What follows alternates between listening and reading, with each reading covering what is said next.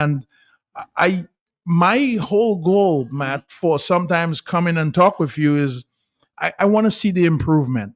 And I'm hoping that the people that are listening, whether it be the Dominicans, the politicians, and I'm going to go out there and put it, the people who are in service in terms of the Christianity groups or the different religions, whoever it is, I'm hoping that we can make a difference here and we can understand our thoughts, ideas, and bring some solutions or better solutions to the table because I live here and I visit here. So I'm fortunate to be on both sides of the pendulum. Right. So it would be nice to really make a difference here because one of these days, Matt, I want my son to come by here and live here and say, you know what? This place is amazing. It's an amazing country. And right now, Matt, we're lagging behind a little bit on several issues. And I don't think our politicians are taking the issues seriously. And I think everything is coming across like a big joke for everybody. Let me ask you a question, Andy, as we talk about, who's what. Do you think there's a middle class in Dominic at this point, or do we have the rich and the very poor? Wow. I think we still have a middle class. I think You think so? I believe so. You know why, Matt? I think the middle class has shrunk significantly. And I think that eventually, if we keep up on this pace, we will actually see the middle class go away. So there'll be a big divide between rich and poor. Like in Haiti, for example. Like in Haiti, for example, Haiti or a lot of the undeveloped countries have that problem. Venezuela, Colombia, you see a really big divide between rich and poor, the haves and the have-nots. And usually those countries result in a lot of turmoil over time. I've heard in several discussions that there's 10% of Dominica that lives well, but the other 90% is somewhat struggling. I think we have a healthy, probably 25% middle class here. And there's a lot of people here who own their own homes, Matt. And there's a lot to be said for that. But owing on the same home, so well, some of them are still owing, yes. But Matt, what we really need to look at is not necessarily middle class, but what kind of jobs do we have for those individuals, or what kind of jobs are we producing to keep the middle class here? It's a survival, and they make the salary and then they pay the bills. They pay the bills. But that's not middle class, though, Matt. Middle class should have extra after they're done paying the bills. Thank you. So technically, the people who are making money and paying bills, those people are technically poor. We should carry out a survey. Yes, we should. How many people and how much? And we have to also define that because technically, Matt, you would need to have 30% of your salary left over. And the way it's calculated, even in real estate, is you have to be able to spend 30% on your living, 30% on your weather expenses, and then you should be able to save 30%. So the people that are now being able to save that 30%, those would be considered the middle class. If you're saving less than 30%, you're definitely considered in the lower class. Because like the Prime Minister said recently, while you make $1,000, you work at NEP, save $200. How does it happen? Well, $200 is still not 30%. So you're still poor. If you're saving, keep in mind, if you're making $1,000 and you're saving $200, that's 20% of your money, if you can even do it. But Matt, I don't know if you've been watching and shopping around like I do.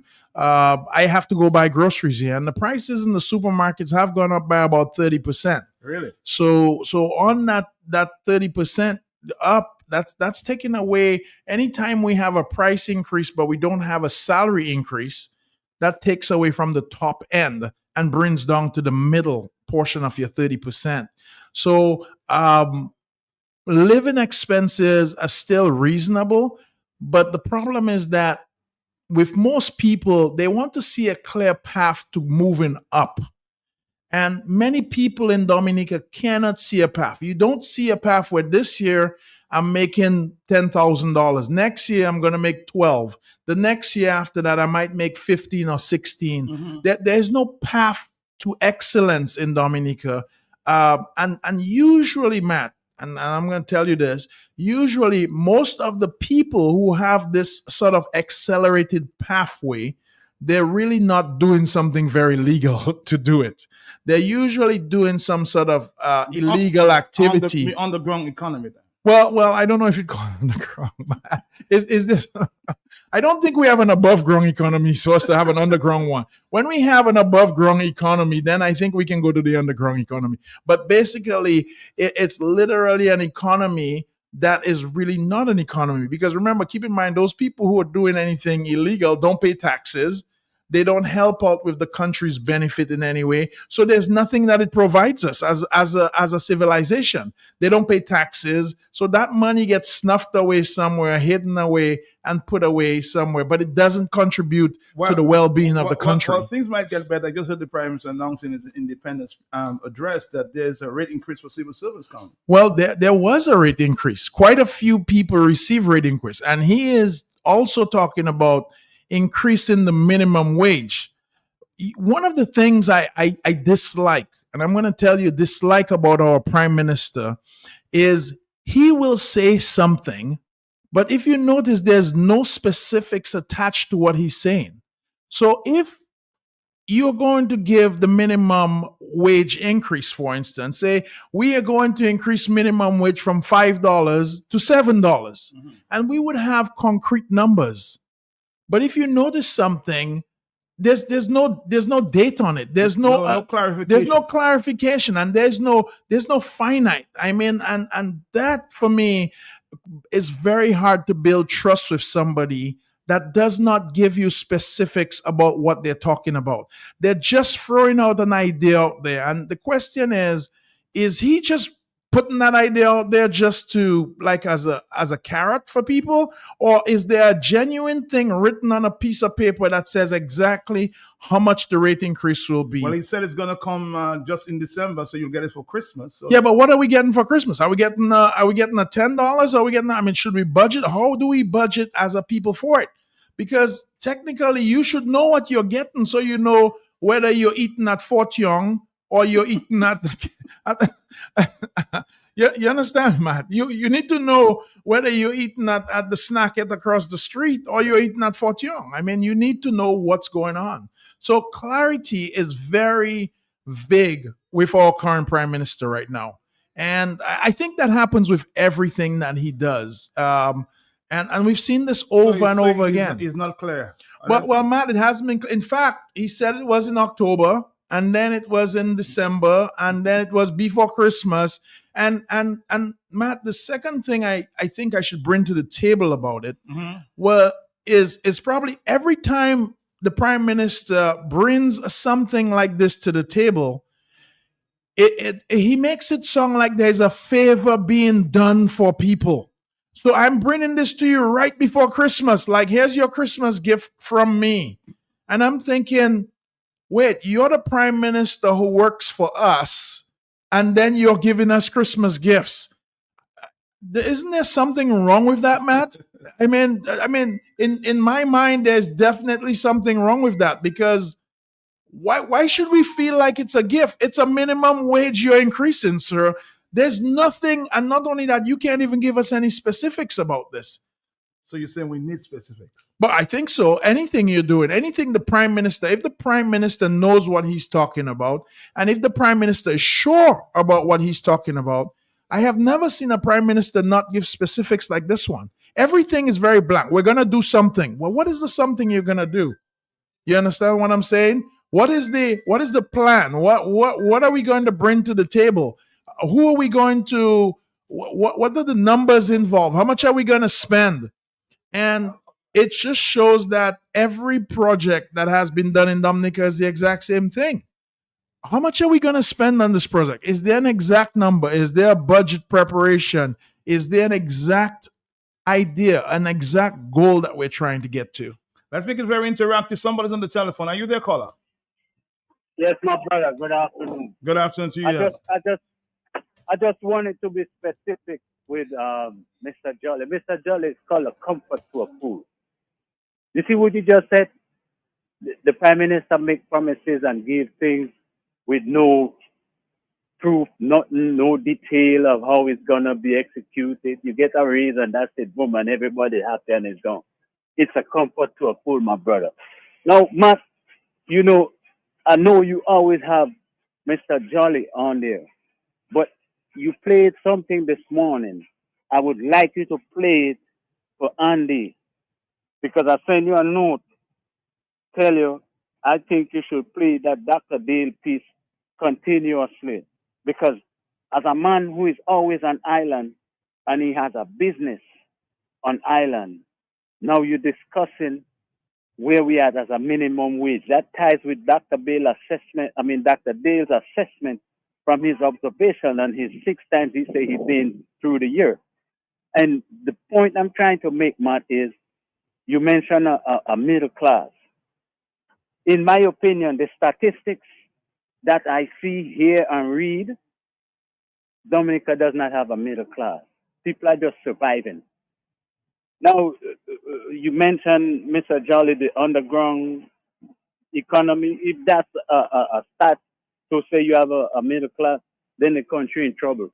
Tying it to Dr. Dale Dangoben piece you played this morning. Thank you for the job you do, my friend. I always want to do that. Thank you. I'll play Dr. Dale. I'm sure Andy would have a reaction. You listen a bit. You listen a bit. Yeah. Yes. In other words, in a nutshell, it's basically saying we have lost our professionalism. Well, I think we've lost not our professionalism. I think our leaders have given up on our professionalism, and the reason why I think so, You're saying Matt. we need new leadership. Well, they're not professional.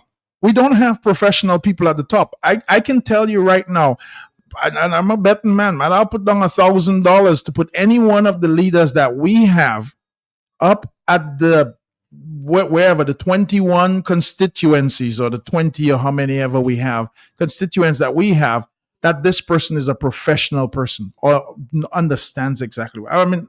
I'm going to tell you, these are not professional people. The things that are going on, then the blatant disrespect for their own people, these are not professionals, man. I know how professionals work.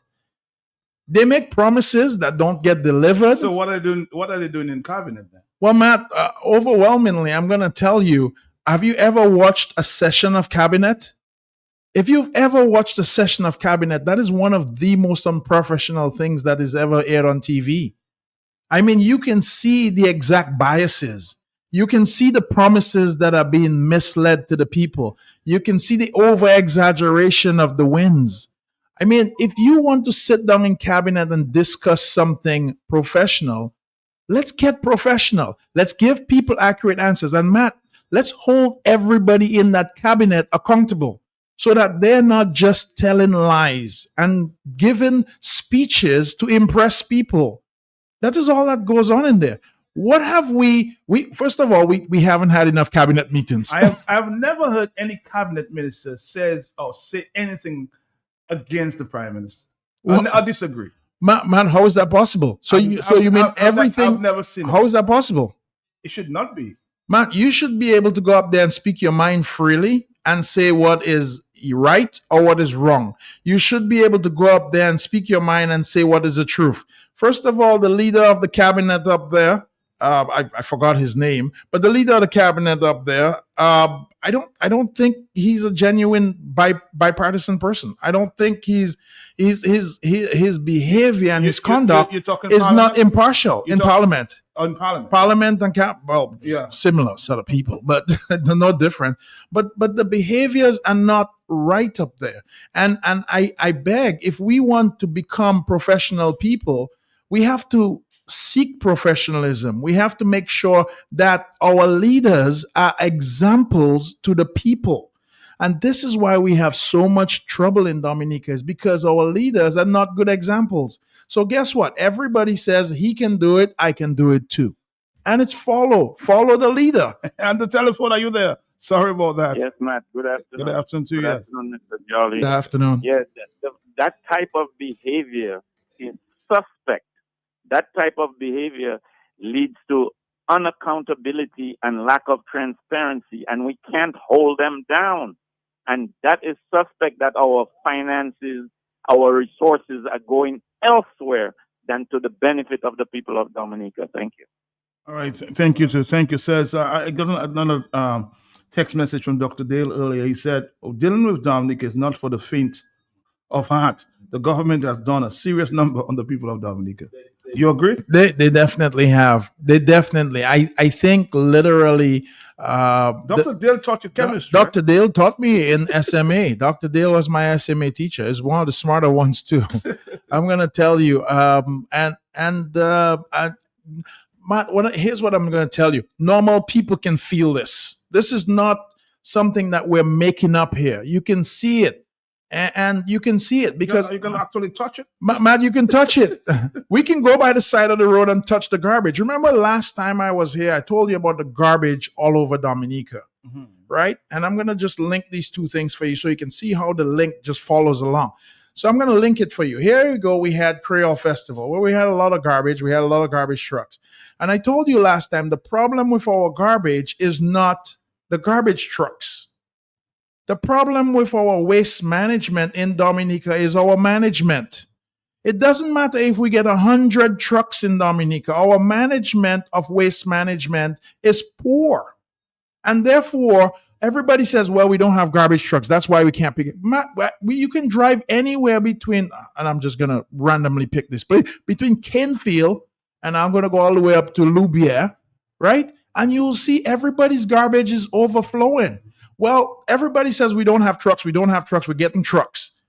But trucks are not the problem. It's the people that have been put in positions that don't know exactly what they're doing. For example, everybody says, well, Dominica has a problem where loan finances or we're not making money. Of course, you took a guy who has a psychology major and you made him a financial minister with zero background in finance, with zero training in finance, and God knows that he's probably never balanced his own checkbook because when he got into politics, he was poor. Everybody knows that, right? I mean, I'm not making this up. You can go back and you can look at history. Poor people don't have checkbooks. Simple, because they don't have money. But here it is that you put a man who's never had money in charge of all the money in Dominica. And he knows exactly what to do with it that's good. Where did he get the training that he has today? And I'm not just going to stop with him. I'm going to say, look at the other 21 cabinet members or ministers that are there and ask yourself, the job that they are doing today, how many of them are fit for the job that they're doing? If those people had to leave the job today, could they get the exact same job in any foreign country? Let's take a phone call. Sorry about that, 44930. We're going to make this discussion very interactive here. We're talking with Andy Jolly, a straight shooter. Hello, talk to me, yes? Yes, good afternoon. Good afternoon to you. Good afternoon, Mr. Jolly. Good afternoon. I just came in there. I suspect what you all are talking about. Let me tell you, as a senior citizen, this is the worst I've seen in my country. This is the worst. Cannot be worse than that. This is the worst. And the people they put there, you cannot put hungry people to share food. You cannot put naked people to share clothes. Thank you. All right, somebody says the airport is a perfect example of poor planned projects. The goal cost is constantly being shifted. The cost is unclear. Even the lead project manager is unclear. I had the manager saying this morning for the CEO of the airport development that they're going to deliver in 2027. Do you think that's a realistic goal? Matt, here's the thing. At this point, Matt, I'm going to tell you, anybody who's listening to any of the expectations that are put on the table are probably wrong. Matt, time and time, look at they did a project in Longhouse, Matt, and I remember looking at that project. And here's how the government operates. For many people who don't know about the government, here's how it operates. I'm going to tell you exactly how it operates. The government has gotten lots of money in Dominica for projects. The government puts a project on the paper and says, more than any other government. More than any other government, Matt. I'm going to just put that down. The government says, here's the thing. For example, the Longhouse project that we're talking about. There were supposed to be 6 buildings that were built on this property. 6 of them. Each building had a specific use. Building 1 was responsible for this. Building 2 was responsible for this. Building 3, and so on and so on. Matt, today, the project is almost at completion. How many buildings are on the project? There's 1 building. And guess what? What we did is that we took the one building and we shared it in 6. Because that one building has to do everything the 6 buildings were supposed to do. This is a normal part of government standard operating procedure. And guess what happened to the money? The money's gone. We got a coffee factory. Remember the coffee factory? Venezuela. The coffee factory. Remember, we got one. What's happened to it today? Gone. We have, It's still standing. well, the structure. building is still standing, but what's in it? Nothing. A lot of these projects have gone by the wayside because these are empty shell projects.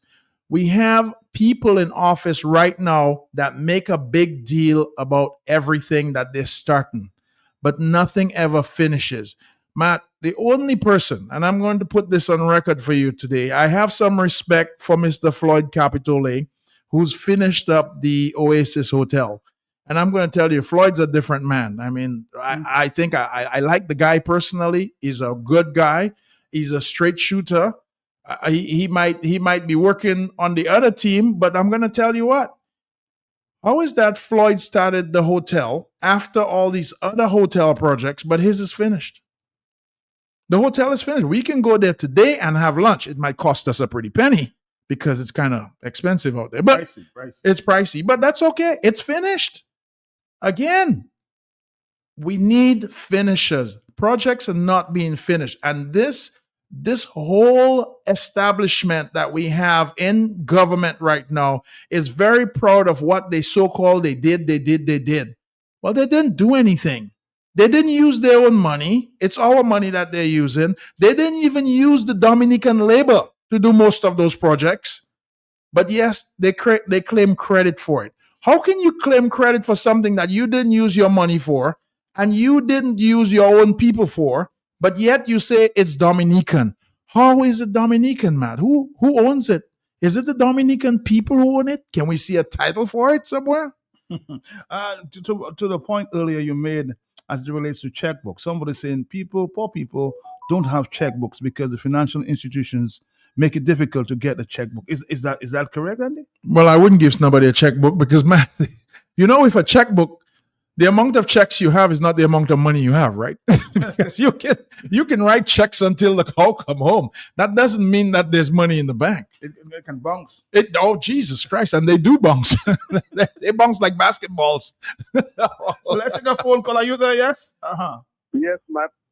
Good afternoon. Good to you, afternoon. Matt. Yes, good afternoon. Yes. And good afternoon to Mr. Jolly. Good afternoon. Mr. Jolly, you said something, and that is so very, very true. In my 68 years on this earth, I'm stretching up a little. I've had opportunities to deal with a lot of different managers. Okay, and I agree with you 100%. The person managing the rubbish business is the problem. Because you cannot be managing a rubbish business and then you have a course, recycling seminar in South Korea, and you have somebody in the yard doing recycling in Dominica, but you are taking the human resource manager and yourself and going to South Korea on that seminar. That's not good management, don't you think? All right, somebody's before you answer the question, somebody's making a point here that I need to, of course, read to you. But everything he says, meaning Andy says about the Prime Minister, is spot on. That is why he is desperate to stay in office. Never see of a lifestyle comes with politics. We can only imagine his mental state when the people rejects him one day. He is sure. Are you sure, Andy, that Capitole is not fronting for another actual owner of that CBI Ocean Oasis Hotel as to why it is actually finished? But that's maybe he is. Maybe he is, man. But in terms of managing, in terms of getting the project done, I don't care who is fronting for. I'm going to tell you, Matt, all politicians probably take something for themselves. There's no politician that walks out of there and their hands are swinging.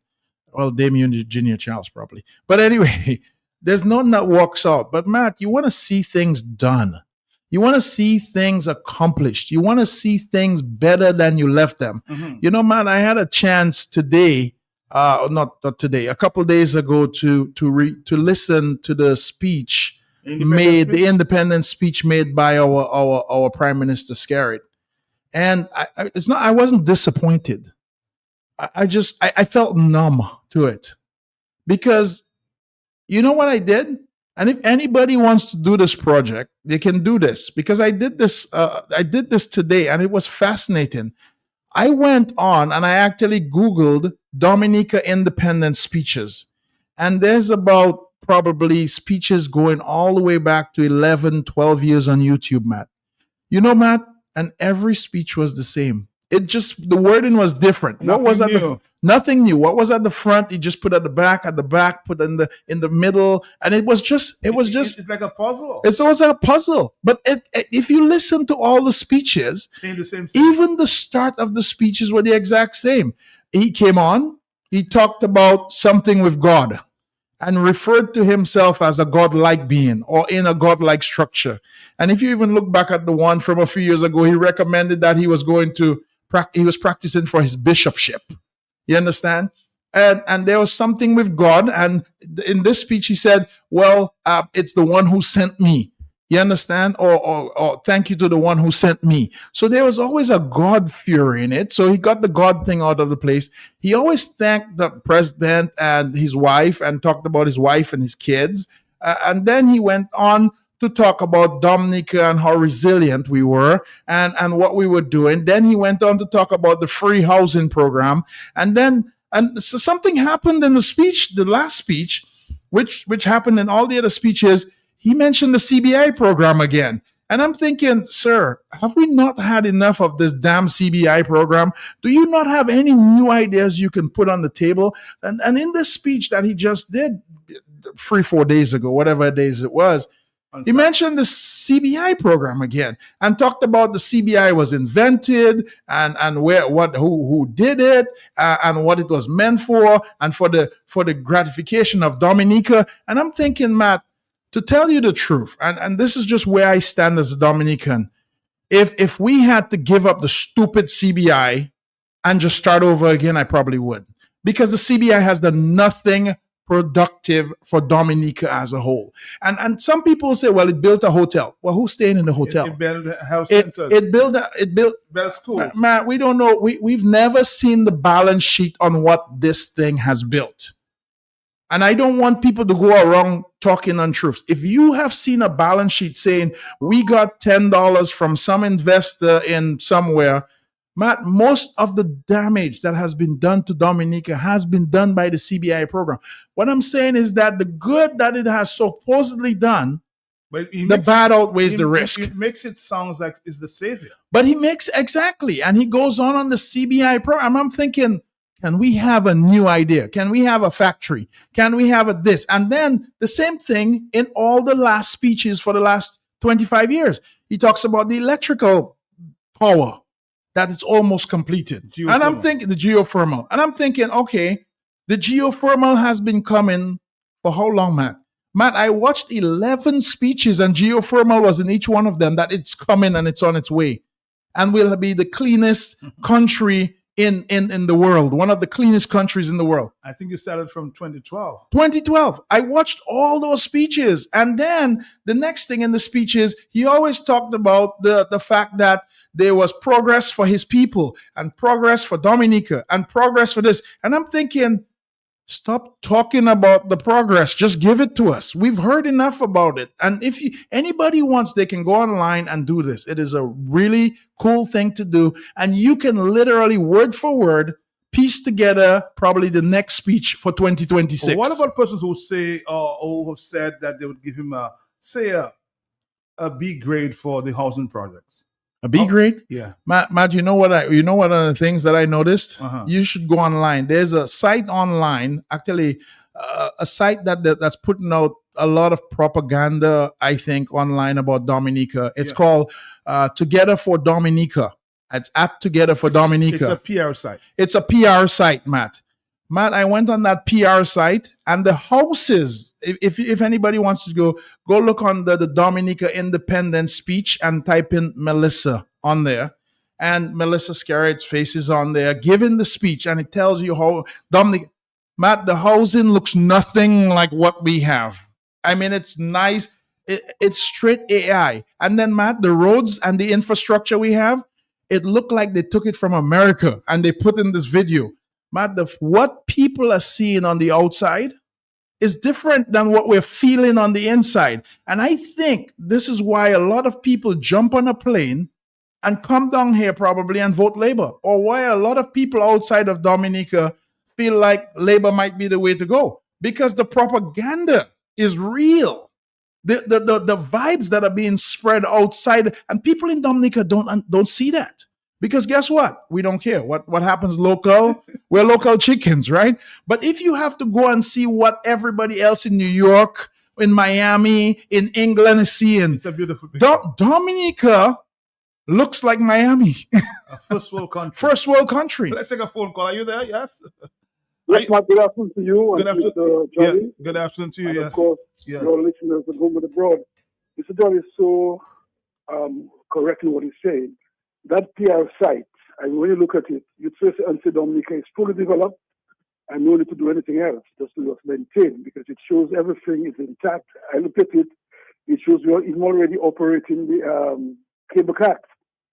We are even operating the cable car, and money is coming in. You saw hotels that are built, and it's well, organized with nice trees and so forth, good environment. But of course, on the address question, though, the 3rd of November address by the Prime Minister, any Prime Minister, is almost like the State of the Union's address in the U.S. And when the President comes to that address, he says that the State of the Union is strong, and he gives example, or she gives example. Well, he gives example as to how it is strong. In our case, you expect the Prime Minister, wherever the Prime Minister is, to report on progress made over that period and the progress anticipated in the next year and where they are at and how soon they'll be on stream and of use to the people. But as Mr. Jolly said, every year you can just tell yourself what the street's going to be. It's like they just change the date, put a few little new areas in it, and then voila, they have a speech. But it's nothing that will say, well, we had promised you last year an international airport. It is 60% complete. In the next year, it will be 85% complete. And then in the whatever other year you expect, it will be completed. As if it's always coming and so forth. And that is the issue that we have. And people in Dominica have to understand. The government is not just for good looks and for speeches. It's for action to improve the lives of the people, to make sure that they're better. Not look at a simple thing we're doing with electoral reform. We have spoken about that for years. The OAS assisted countries who were doing reform and paid for it. We find ourselves having to take a loan to pay for it. We have so much money, we have to take a loan to pay for the reform implementation. And now we have an issue where now people are saying that the kind of IDs that they're asking for, they don't have it and they'll not spend money to go and get it just for that. And therefore they may not even go to the booth to confirm. We make everything in Dominica difficult. We are afraid to have a discussion between Prime Minister and opposition leader and members of parliament and other people in other parties because we live like we're a country of enemy. We make politics an enemy. That if you're not on my side, you're an enemy, and that is so wrong.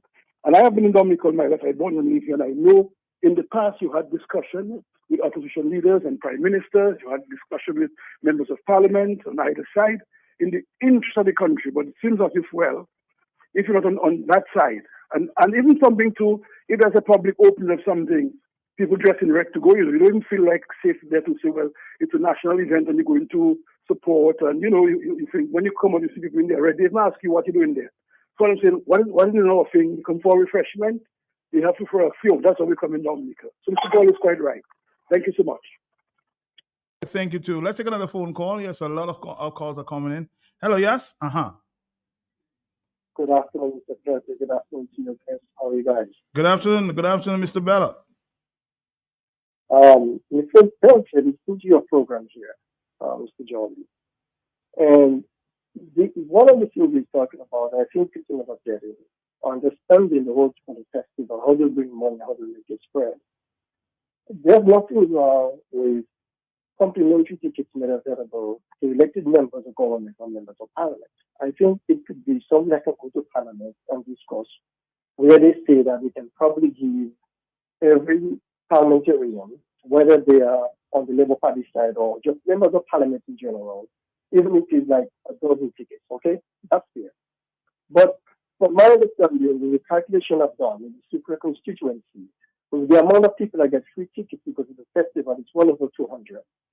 So let's do simple math. If the Labour Party has 19 seats in parliament, if they give people 200 to each other's elected members, 200 tickets, not counting the senators they have, that is 3,800 tickets.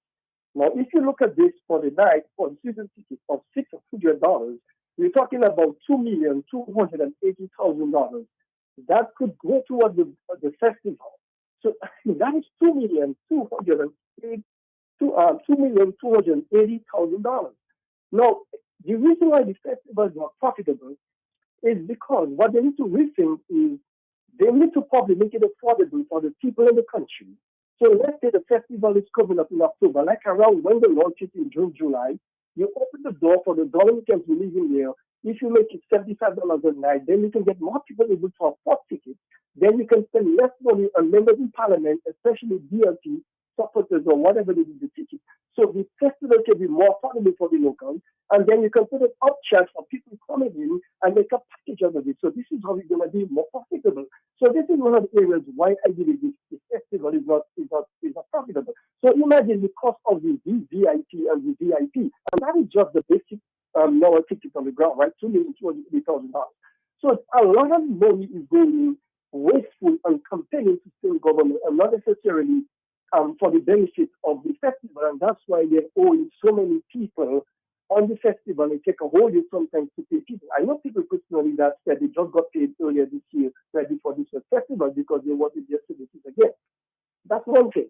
The other thing Mr. Jory said that I really agree with him is that some of the people in government, how many of them have been involved in a simple thing, let's say like a Catholic youth movement or like a Church of Christ youth movement or some group? These people have no experience in an organization. They've never been part of community development, community organization, or they expect them to run and administrate effectively. And this is what people need to understand, that when we speak, we are not saying that we are against the government and business people. We want Dominica to do well. Every government like that coming Dominica, so people like John and myself want to do well because we are businessmen. So if the government do well, our business is pride.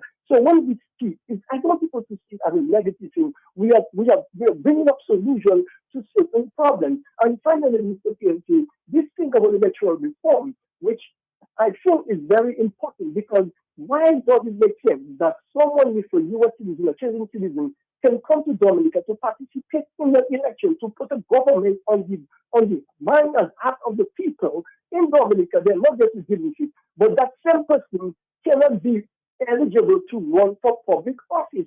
If you are able to vote in the election, you should also be able to be eligible to be a member of parliament. Now, the clause there understood from the great Mr. Boston is that if somebody for, let's say, Canadian citizenship is elected into parliament and there's a conflict between the U.S. and Canada, that person may not make up the conflict of interest. How to solve this problem is that person have to excuse him or herself from participating in the vote. And I think that's the way to do it. And Mr. Joy, I like your opinion on that matter. Last time I talk about the electoral reform. Thank you, Mr. Peltier, and thank you, listeners. Have a good day.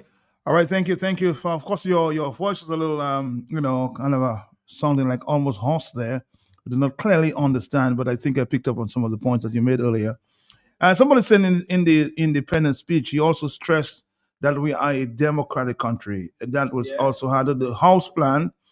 So the housing plan, somebody also added. Yes. There's always that stress on there. A good initiative, but the policy is incomplete. Well, there's always that stress on there that we're a democratic, free country. And so many years ago, so we decided to take our own charter and decide to run our own country and free and fair. And Matt, we do not. You know what? Here's the thing: if Mr. Scarrett wants to go up and give these speeches anymore, he needs to put his money where his mouth is. And we know he has a lot of money. We know where it is too. But we can talk about that later. But Matt, he needs to kind of put some proof where the pudding is, right? Because you can't go around saying you're free, you're democratic. However, you there's no clarity in what you do. And the last caller brought up an interesting item about the Creole Festival. And I'm going to tell the last caller exactly how I feel about so many of these things. The reason why we have so many things in Dominica that are not working right now, Matt, and I'm going to tell you, everything in Dominica can be fixed. But the reason why we have so many things that are not working is because the government muddles in everything.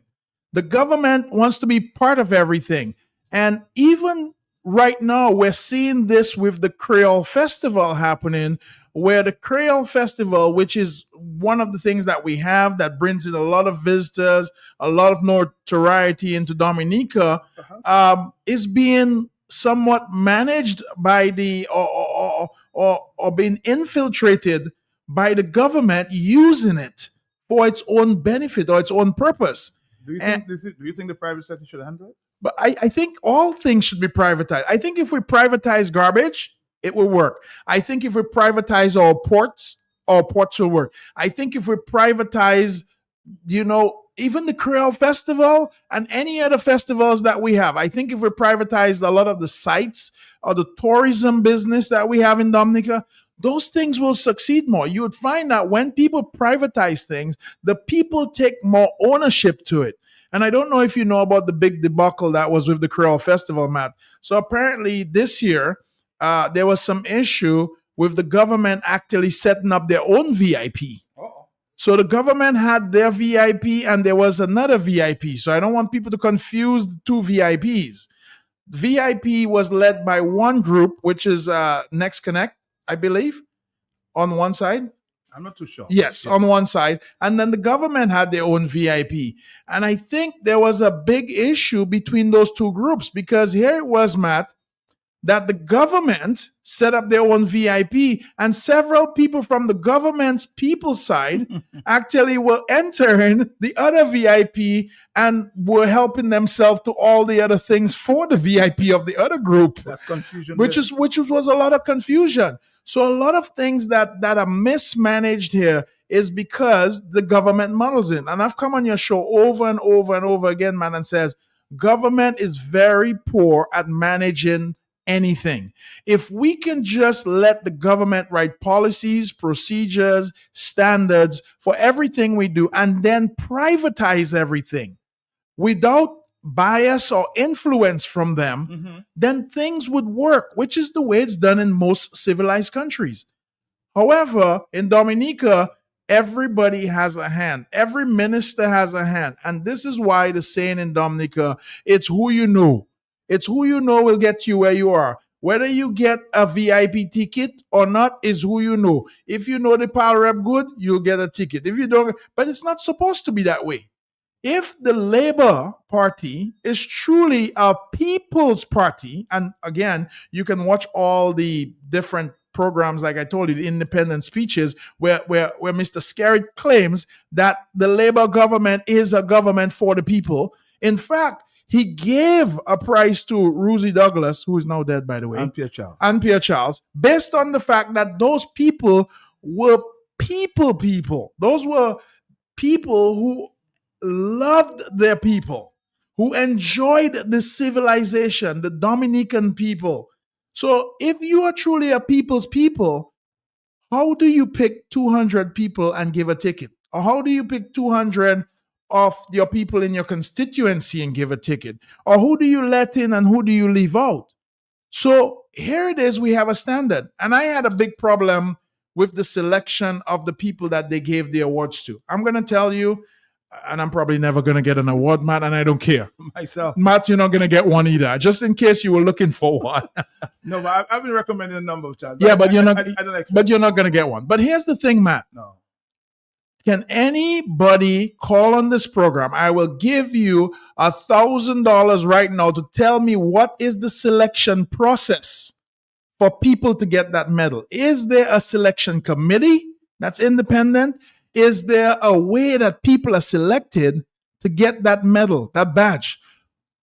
How do people get that? What do you have to do to get a badge like that? What do you walk up there and the so-called medal? What do you have to do? From what I gather, from who? Some people nominate and then go through a selection But- process at the top. But who Like gets the say? You would not know the top. This is not a fair process, Matt. I don't want to be involved in anything that's not fair. If they give me a medal today, I would say, here's your medal. I don't know who picked me, and I don't know why they picked me. Because in order for you to have a fair process, Matt, to say, Matt, both of us are going up for medals. Right. How do you choose between me and you? I mean, I'm better looking. But other than that, I mean, you've probably done more for Dominica than I have, right? So I mean, if they're giving it on looks, Yes. then it should be written that Andy has to be better looking than Matt. You know, I mean, if they say, hey, let us see who can run 1 mile. And Matt, you and I know that probably maybe I might beat you on the mile. Maybe, but okay, Andy's gonna get the medal this time. Okay, I can see that. Now I can feel good So about you're the talking medal. about the selective process. The selective process is not there. There's no standard for it. So, because if there was a standard, then Ruzi and Pierre Charles should have gotten the medal a long time ago. Long. Because they've been dead for how long, Matt? Quite a long while, at least 25 years. Only 25. Exactly. So they should have gotten that medal. So the question is, why do we have to wait 25 years later after somebody has passed and all of a sudden they became important? What have they done in the last 25 years that made them better candidates today than they were 25 years ago? On the telephone. Hello, talk to me. Yes. Yeah, blessings, Mr. Pelosi. Blessings to you. Dr. Jolly, blessings. Good day. Very interesting, you know. Matt, did you listen to Dennis on the whole independent Quayle thing? Did you listen to Dennis, the percentage minister? On what aspect? In what aspect? Pertaining to do with the returns, maybe, Oh. you know, the whole thing. Over 10,000 persons, she said. Over 10,000 persons visited Dominica. Matt percentage, she's the percentage minister. Percentage, how successful was it? And give us a nitty-gritty breakdown rather than coming with those vague percentages and all of that. Doc, if you have one thing I want you to answer me, Doc. Doc, we have seen and heard a lot. Doc, the memorandum of understanding, Matt, how many pages they had presented? 2 of them? 2 pages, yeah. 2 pages, yes. And 18 hours of negotiations to break diplomatic relationship with one country and form it with another, Taiwan and China. Mhm. Very interesting. Doc, presently, Doc, Matt, I know Matt, these days, me and Matt, I almost want to hit Matt a big slap, but I'll respect myself and I respect Matt. Doc, don't you think a situation like what that is happening in Venezuela, you talk about how vague and how non-specific and how he's not accountable. These are old news. The speech get me angry. And the other word I was looking for, you know, not surprised. I'm not surprised. That's another liar. It's a consistent sequence of events, you know. So according For some reason, blessings, we have lost you. I don't know if it's any NJIC. I don't know. But we have lost you. So call us back. 2:03 is the afternoon time. Let's go back to the telephone before we get back with Andy Jolly. Are you there, caller? Yes? Yes, Matt, that process Mr. Jolly is talking about, well, we know Roosevelt Skerrit is the kingmaker or queenmaker, right? But it is at the discretion of the president.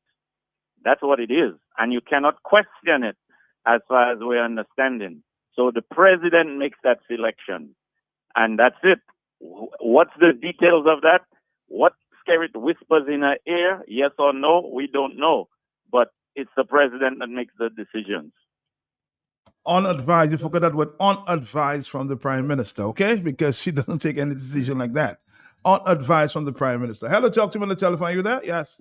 Yeah, Matt, they're on me. Trust me, they're on me. I want Doc to tell me, Doc, don't you think in a situation, in our present predicament based on Venezuela, Alba, Dominica, and all of that, at least Skerrit can prepare a speech and address the nation, because our hands, we are not innocent. We are a part of Alba. And, I mean, something needs to be said to prepare the people in case of a war, and regionally everybody's getting impacted, how we're going to prepare for it and all of that. Forget about Skerrit, and you say he have a lot of money. That is the people's money. He disappear. He have no lot of money. On that point, Doc, tell me, don't you think a responsible leader supposed to choose his words carefully? You do not want to sound confrontational or combative, but at least address the nation on a sensitive situation like that. America, Russia, Alba, China, Dominica, all of them sound alike. Can you give me a little thing on that, King Tang? Well, Blessings, it seems like you're very well read with the news. But Blessings, I got something to tell you. Well, we know Mr. Skerritt has a lot of money, and it's been proven several times. I mean, most Dominicans can actually look this up if they want. Matt, there's a cool thing that you can go online, and I want people who are listening, they can do that. There's something called the Panama Papers scandal, and I don't know if you've ever heard about that. You know, we've had I think there's about 7 Dominicans who are tied with Roosevelt Skerritt in there, and it has led to resignations of many people. We're talking about resignations from different people all over the world that were implicated in basically hiding money. And for those of y'all who don't know what the Panama Papers is, I'm going to just read it out for you here shortly. The Panama Papers were a massive leak of 1.5 million documents in 2016, and it was by a law firm, and it showed how individuals, politicians, and public figures used offshore companies to hide assets and to evade taxes, which is probably what Kondwani was using too. Kondwani Williams probably used something like that. But anyway, but to hide assets for and engage in illicit behavior. So many of you all need to look into that. And even if you ask our loyal Prime Minister, and I know maybe he should sign an affidavit to that. I know he has quite a bit of funds, several millions of dollars at the HSBC bank that has been frozen for quite a long while. I mean, some said it's as much as 89 million, 89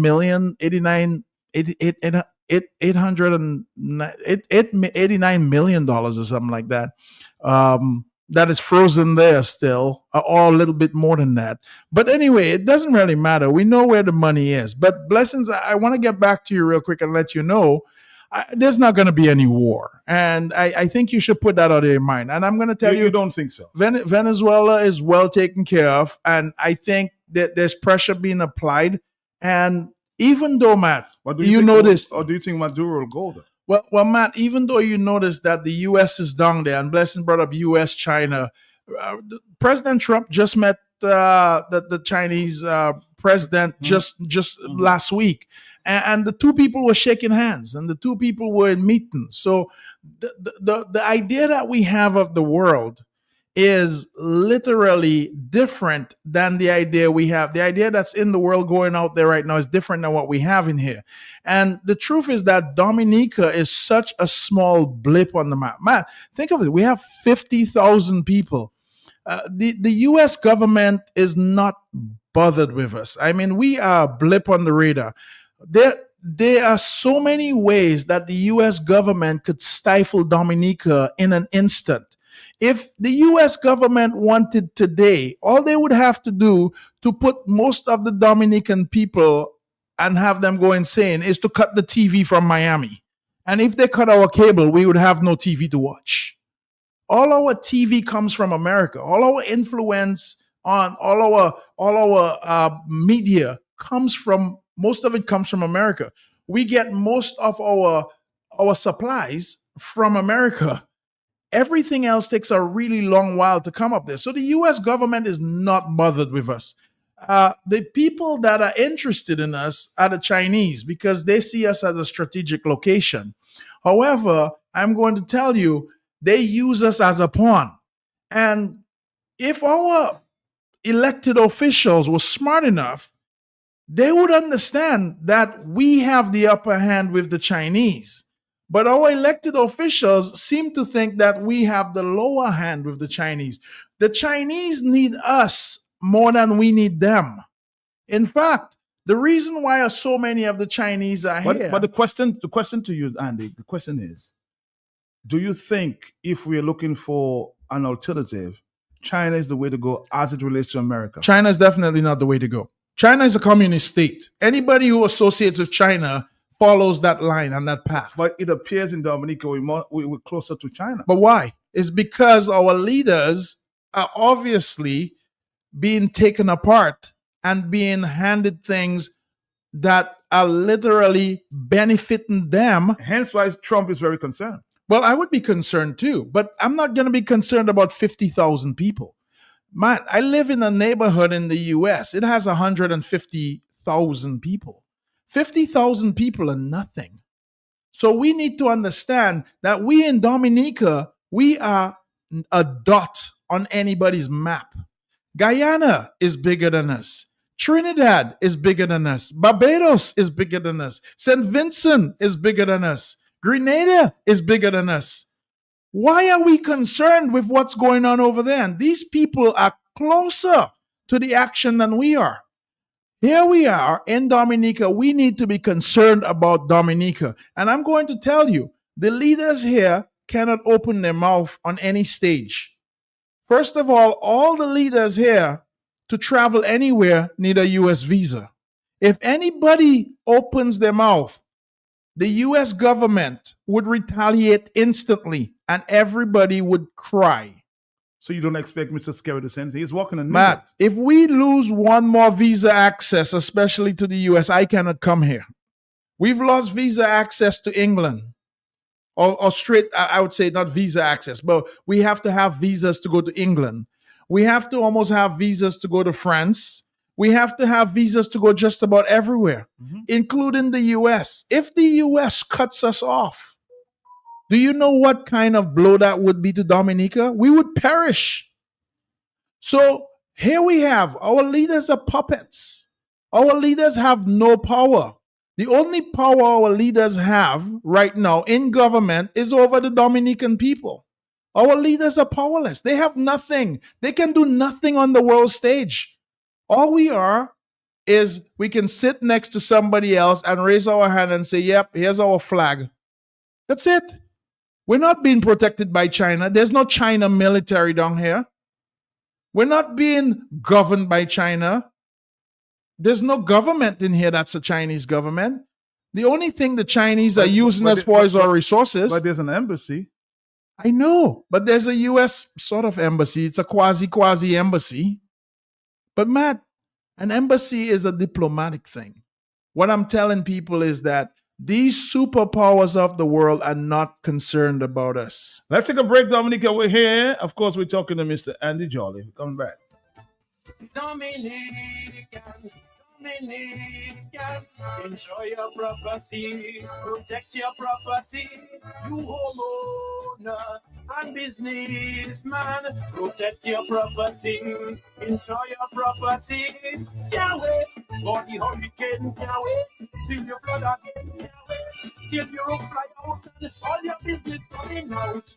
Remember, no insurance company will insure your property when a storm is approaching. Get ahead of the hurricane season and insure with a company who gives you the assurance of payment for your valid claim.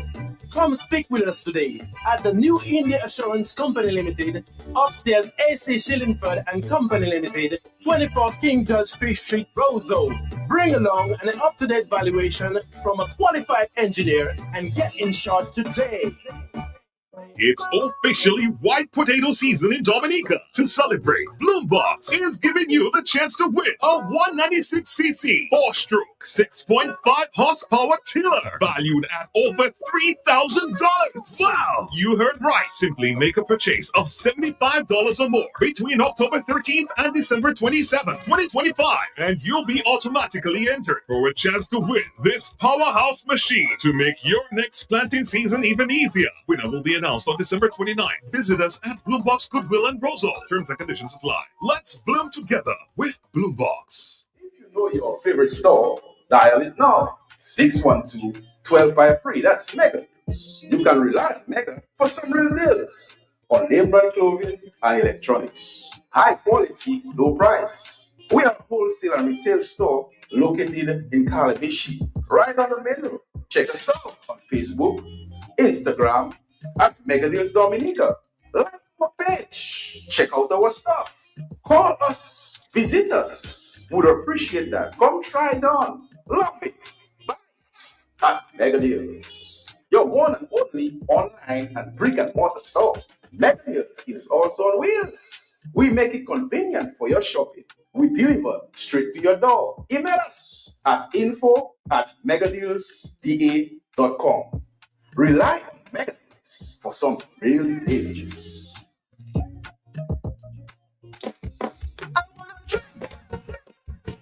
Dominica, that's rum with you. I wanna drink, baby. Dominica, that's rum with you. Get the body, drink it every day. Give me energy. Alright, pepper way. Get the body, drink it every day. Give me energy. Time today, we went. Okay, my body, my knee, who's ready, full energy. My body, my knee, who's ready, full energy. Okay, boom. Distributed by Belfast Estate Limited. Drink it, but don't abuse it. Okay, boom. That's the big question, you know. The leaders are closer to China, the people are closer to America.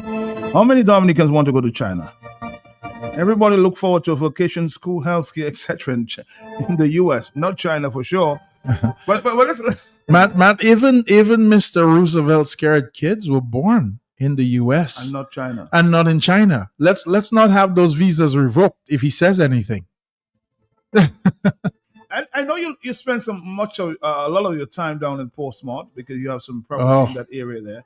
But is Portsmouth bright and creamy? Matt, Portsmouth could be bright and creamy. That's the word that should be said.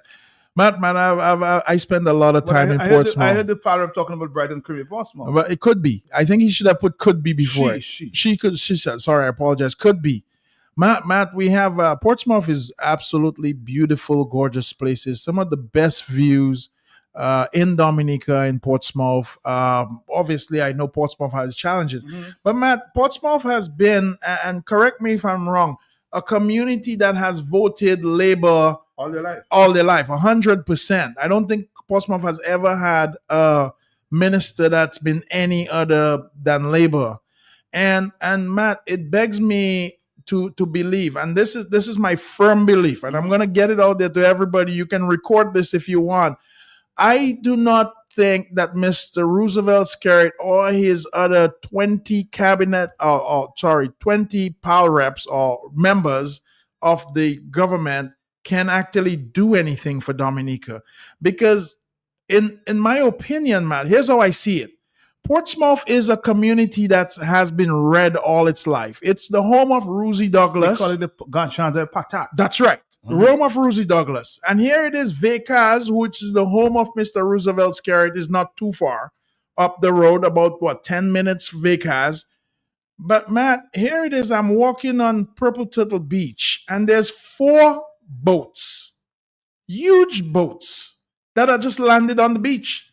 And those boats, actually, so it's 4 on Purple Turtle, and then there's a couple more that are further up on the other beaches, which would be Picard Beach, I guess. And I'm thinking, here it is that you have a community that supports you 100%. They've never been anything other than Labour. But yet, you pay very little attention to them. So what makes me believe that the other communities that may be a little bit mixed, or even the communities that, for God forbid, that are, like Marigot, that might be all blue, that Skerritt is going to do anything for. What makes me think that Skerritt cannot do for Vacaz and Portsmouth, and he's going to do for us in Roseau? He's from Vacaz. He has to pass through Portsmouth to come to Roseau. So Skerritt will like Roseau more, or he's going to do something for Newtown or for Grand Bay or for Canefield, and he's going to skip, Portsmouth? Man, how is that possible? So you're asking the question, why is he treating Portsmouth that way? Well, I'm asking him, why is he treating Dominica that way? Because he's not even doing for his own people. I can tell you, maybe he's doing for somebody, but it must be late at night, because I cannot see anybody from those neighborhoods that are benefiting from this administration. How would you describe, just say, the economy in Portsmouth? Is it dead? It's poor. It's dead. It is dead. Portsmouth is dead broke. I'm going to tell you, if you wanted to see where there's not a middle class, go to Portsmouth. Portsmouth is dead. People, I'm going to tell you, the economy down there is dead. Most of the Labour Party stalwarts are in Matt, Portsmouth. there are very few shops in Portsmouth now, and most of the shops that are down in Portsmouth are struggling. I'm going to tell you, the bus stop right there, right at the playing field, that is a mess. That thing is clogged every time it rains, Matt. This is the swamp of Portsmouth, right there at that playing field. And you know what? They've never done anything to unclog it. They've never come over there with a caterpillar, a tractor, a hose from the fire people. Portsmouth doesn't have a real fire station. Portsmouth has very, very little of everything. All the shops in Portsmouth are small and they're struggling. Everything in Portsmouth is a convenience. It is not a money-making business. So it is convenient. You ask the question, why do they keep supporting Labour? I have no idea. I am clueless at this point who is voting for Labour in Portsmouth. If there are people in Portsmouth voting for Labour, please call in right now and tell us why you're voting for Labour.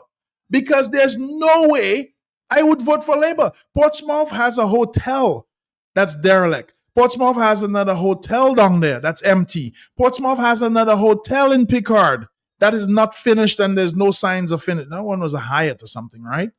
A Hyatt or Hilton or something like that down there. That hasn't been finished.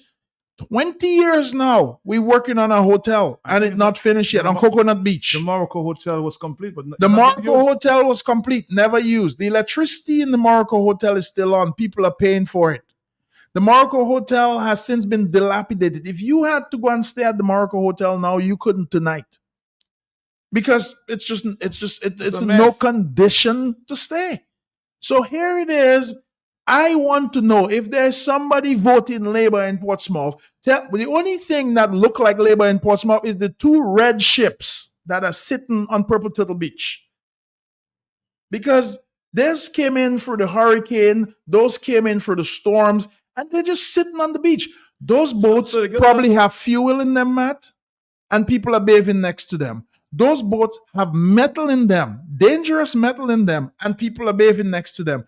Those boats have metals that are carcinogenic in them, and people are bathing on the beach next to them, and the government doesn't care.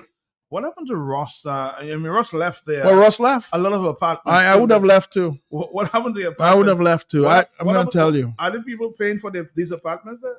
Matt, the apartments are down there, and a lot of them are in disrepair. I know there are a lot of loans that are sitting at the commercial bank that are not being paid. But you know what, Matt? Nobody's hassling them because guess what? What is the bank going to do? Take it back and do what? Sell it to who? Who's the bank going to sell for? Who in their right mind is buying an apartment complex in Portsmouth right now? Who are you going to have live in it? And the question again, I'll ask Andy, why are people in Portsmouth supporting Labour? I have no idea. As I said, if there's somebody that is supporting Labour in Portsmouth, there's something there. Matt, I don't know. Matt, I go to the market on Friday and on Saturday in Portsmouth, and the market doesn't look like a market. They have the little dock down there where they catch the fish and bring in the fish. Matt, all that stuff is in such disrepair. The fishermen down there do not have the appropriate places for them. Man, and don't get me wrong, I'm not here to pick on Portsmouth, man. I like Portsmouth. I love it there. It's a beautiful place. Portsmouth reminds me of Grenada in Carriacou. Portsmouth reminds me of St. Kitts. Portsmouth reminds me of St. Martin. Portsmouth reminds me of so many different places of what it could be. You want it to come alive. Matt, Portsmouth should be alive. It's the beginning of the cruise ship season. It's the beginning of the tourist season, and so many things are not in place. What are we going to tell the tourists when they bring their yachts there and they see 2 or 3 other boats on the shore sitting there? You think you're going to sleep well at night when you see every other boat sitting on the shore and you're going to tie up your boat there and spend some time? No. I'm going to say, look, we're not going to sleep tonight. We're going to stay here one night and we're going to go. This don't look like a place for a yacht. Matt, we need to clean up. But yet they put in the what do you call it? The major marina down in Portsmouth. Matt, you cannot put a marina and have 6 derelict ships on the other side of it. Nobody going to come there because people going to think your marina unsafe. This is exactly what boaters. If I had a boat, Matt, and I'm coming in with my boat, Matt, if you have a plane and you're coming in on the plane and you see 6 other planes crash below, what you going to do? I know. You don't want to land the plane. Common sense. Common sense, guys. We need to figure this stuff out. We need to take care of Portsmouth. The taxi association needs to be fixed. Listen, the cruise ship season is coming up. The whole so-called tourist season is coming up. Why has nobody gone down there and fixed up Purple Turtle, which is where we get a lot of visitors? Why has nobody paid attention to the roads in Portsmouth down there? Nobody's paid attention to the beach. Nobody's paid attention to anything down there. But we're busy building a marina. For who? I can't afford to put my boat in that thing. And I don't know who's going to afford to put their boat in there. Well, maybe we have a call from Portsmouth. Let's see if we get a call. Well, let's get a Labour caller from Portsmouth. Anybody who has voted Labour in Portsmouth, call us and tell us why right now. Hello, because that's unreal. Yeah, what's up? Good afternoon and good afternoon, Mr. Good afternoon. Good afternoon. You from Portsmouth? You from Portsmouth? No, he's from La Pointe. He's from La Pointe? Oh, no. La Pointe. Portsmouth. We're looking for Portsmouth. Go ahead. One of the most beautiful village in Dominica, La Pointe. Anyway, are you there? Can you hear me? Yeah, go ahead. Yeah. Mr. Jolly, you see, when individuals like you talk, Dominicans have to listen. Why? You travel the world, and especially America, and you know what's going on. I'm a trucker in the United States. You know where I'm coming from right now? From Washington State to Oregon. Right now I'm in Utah, heading to Virginia, Maryland, and eventually my last delivery is in New Jersey. That's 3,000 miles. And the reason why I'm saying that, I'm a trucker. You think America gonna have their roads, which is commerce, in a dilapidated condition where trucks goes back and forth, delivering and picking up all over? That's business. So when Dominicans are talking, they got to take care of things that will make their economy, which is roads are very important. You know what I'm saying? So when individuals talk, we're talking about experience, what's going on out there. So I appreciate what you educating the people, but a lot of them haven't been overseas, but still that's not the reason why they should go, because with the internet you could know exactly what's going on out there. You know, but they should still take what you're saying, you know what I'm saying, and listen to you, because we need to move Dominica forward. And this is the only way we could go forward, because prime ministers come and go. But the country, if you mess up the country, the future generation have to deal with the problem that's on island. So Dominican, you can love your prime minister, it's all good. But we need Dominica to move forward. Our young men, instead of being in gang and illicit stuff, they have talent to be soccer players, cricketers, basketball players, so they could be out there performing. We need our young people to participate in the outside arena. So do for country and not for individual. I stand with Dominica. All right, my brother. Thank you very much. Now, somebody from Portsmouth says, I just want to read. I'm from Portsmouth. My family business are business owners in Portsmouth. I can tell you one thing, that they're still waiting for Ross number 2. You know, Ross, is it Ross? Is it Ross squared or Ross number 2? Ross number 2 is coming. Is that the improved Ross or the? You know, the trucker. I appreciate you calling, because you're up in Seattle, which is my hometown, in Oregon, and going across to Utah, crossing the state, across all the way down to New Jersey. I've done that run, Matt, 3 times already, so I understand what he's talking about. It's beautiful roads out there, but we have to start taking care of what we need to, you know, Matt. And I have a philosophy on the roads, and I don't know if you want to engage me for 5 seconds, Matt. The roads, our roads in Dominica. But you said the roads are coming. I know, no, but the roads in Dominica, I actually have come up with a conspiracy theory for the roads. I actually believe that the government in power wants the roads bad, because hold that thought. Yes. Sorry about that. We missed that call. Are you there, caller? Yes. Hey, good afternoon. Hey, Matt. Good afternoon to you. Good afternoon to Andy. Good afternoon to you. Good afternoon. I want to go back to Portsmouth, especially with the yachting issue. The marina. Yes. Okay. this is not about the marina, just the bay there, because Andy mentioned about the ships that are reckoned in that area, and it's very unsightly, especially with the last two that's right on Purple Turtle Beach. And really and truly, just a few days ago, as a matter of fact, Independence Day, I spent the day at Portsmouth. And I feel the same way that Andy feels. When I'm in Portsmouth, I feel like I'm somewhere else, not in Dominica. And what we know Portsmouth to be and what it is now, it's really appalling. Now, these wrecked yachts and stuff that's on the beach there, it's unsightly. And at the same time now, you're not seeing any effort to even move them from there. They did a good job with this Sargasso weed that came in after one of the storms and cleared that up. But more needs to be done. You cannot have a bay like that and then you see how when you have ships run aground, like he's saying, you have if you have a plane and you see it, you come in and land, and you see about 4 or 5 wrecked planes, are you going to want to land your plane there?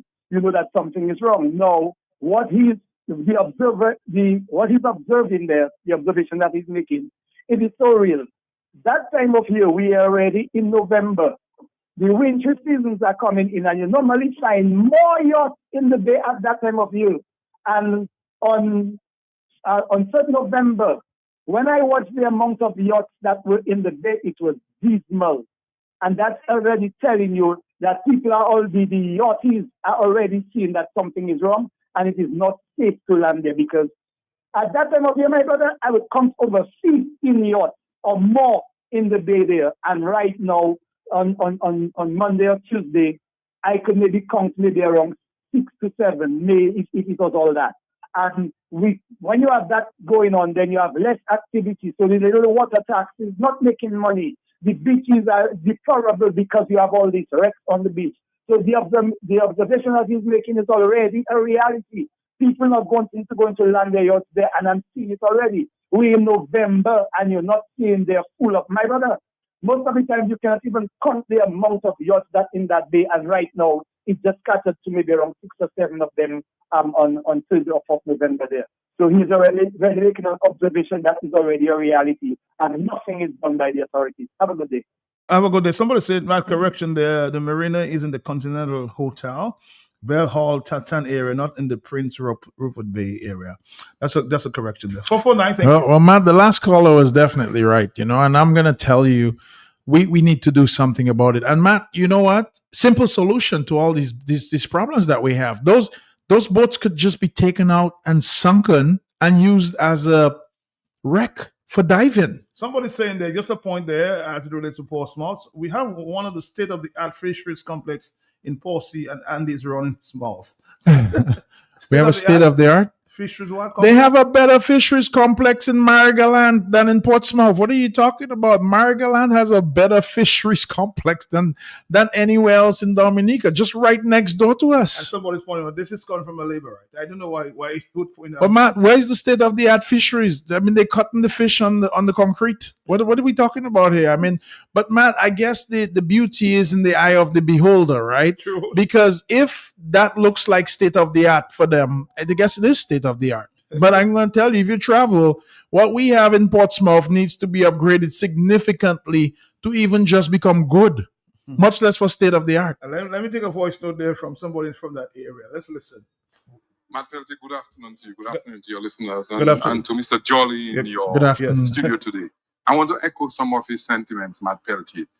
First of all, you mentioned about the speech the Prime Minister gave talking about we are a democratic society. Matt, all these dictators use the democratic process to get into power. And when they get into power, shut it out. As a matter of fact, a few years ago, Vladimir Putin was boasting how the election in Russia was democratic, and he's been in charge of Russia for almost 20 years.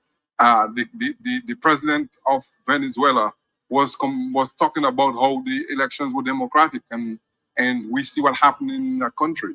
Matt Peltier, when it comes to the Chinese relationship with Dominica, there is a history from the Cold War days to 79 when we had the Grenada Revolution, where there are Caribbean leaders who have dictatorship tendencies. And they always say birds of a feather flock together. So when they get in power, because the US is opposed to dictatorship styles of government, they align themselves with people they admire, like Russia, like Cuba, like China. And that is exactly what the Prime Minister of Dominica is doing. That is why he says and controls everything that's happening in Dominica, because he thinks he's a king and an emperor. So the Chinese, with their hatred for the Taiwanese nationalists, are punishing the UWP in Dominica, are getting involved in our local elections, are getting involved in our local politics. Because why then would you have Chinese ambassadors at a Labour Party event held in Vickers for the inauguration of Roosevelt Square? They're picking sides. And for the past 20 years, the Chinese have been influencing our election process, keeping Roosevelt Square in power by giving him resources and building things to make it look like Dominica is developing under his watch, so that can gain favor with Dominican population. That is what is happening in Dominica. And the guy has every reason for him not to lose election. And I've mentioned it even when we had the electoral reform process going on. There's an elephant in the room that is playing geopolitics with our region. And I want to agree with Jolly. A population of 50,000 people, the US government, we're not afraid of the US government. But what happens is, just like we did in Grenada, when we encourage and bring in other superpowers that is fighting for political juxtaposition. You look at what is happening in the South China Sea.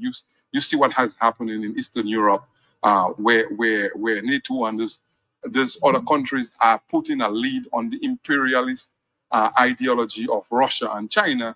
Then they do the same thing by trying to put themselves in the soft belly of the beast of the United States.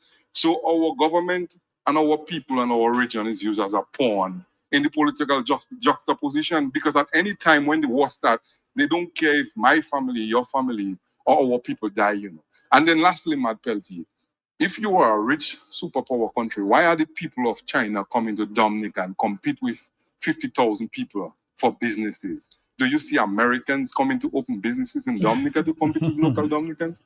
So here we have it, Matt Peltier. I think all this is a farce, and Roosevelt Skerrit and the entire administration need to be removed by force if necessary, because the guy has no respect for the Constitution. He has no respect for democracy. We're going to take a break on this one there. Very fiery talk on the block this afternoon there with Mr. Andy Jolly.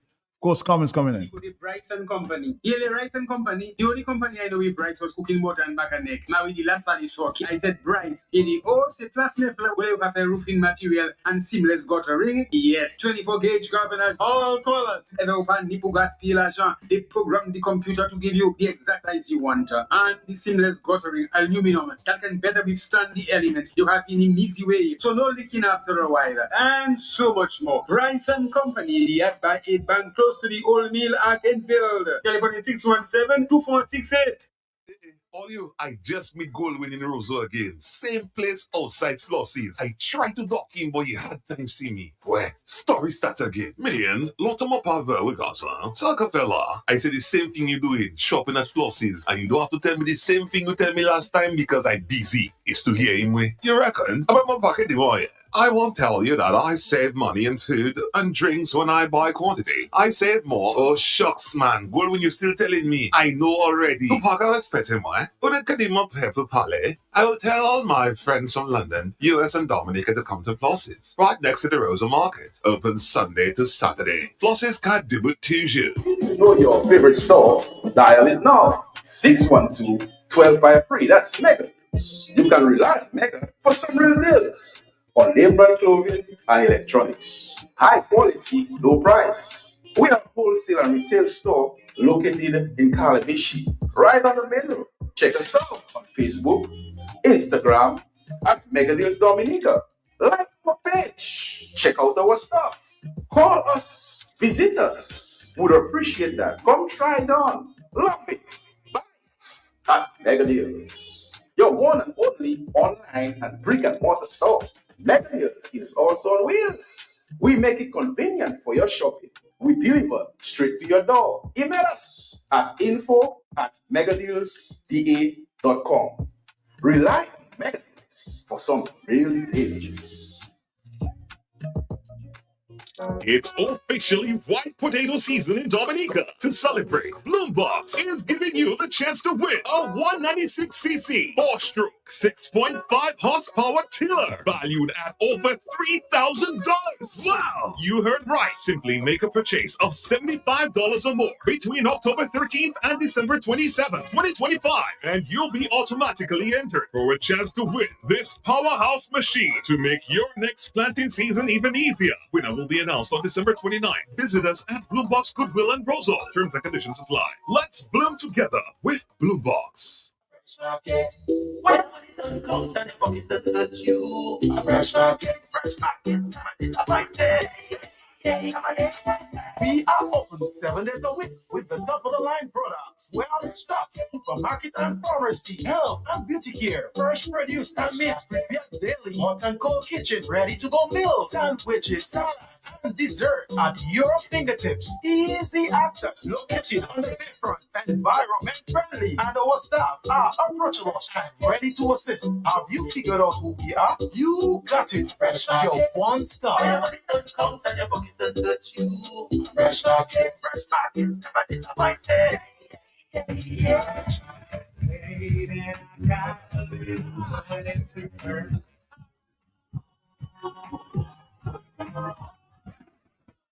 But do you really have money to burn? What about your commitments? Have you paid your bills?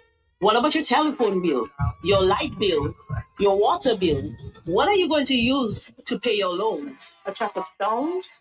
NCCU wants you to continue to make wise financial decisions that will not leave you stressed. Think of your commitments. Commit to your commitments. Commit to saving. And then you can have some money to burn. Hardware and home improvement, building supplies for you, kitchen appliances, even home decor too. Lumber, lawn, all your garden supplies, plumbing, welding, electrical supplies. Visit Do It Center at the former Jane Asset Hardware location on Goodwill Road. Call us at 255-6890. Do it. Center.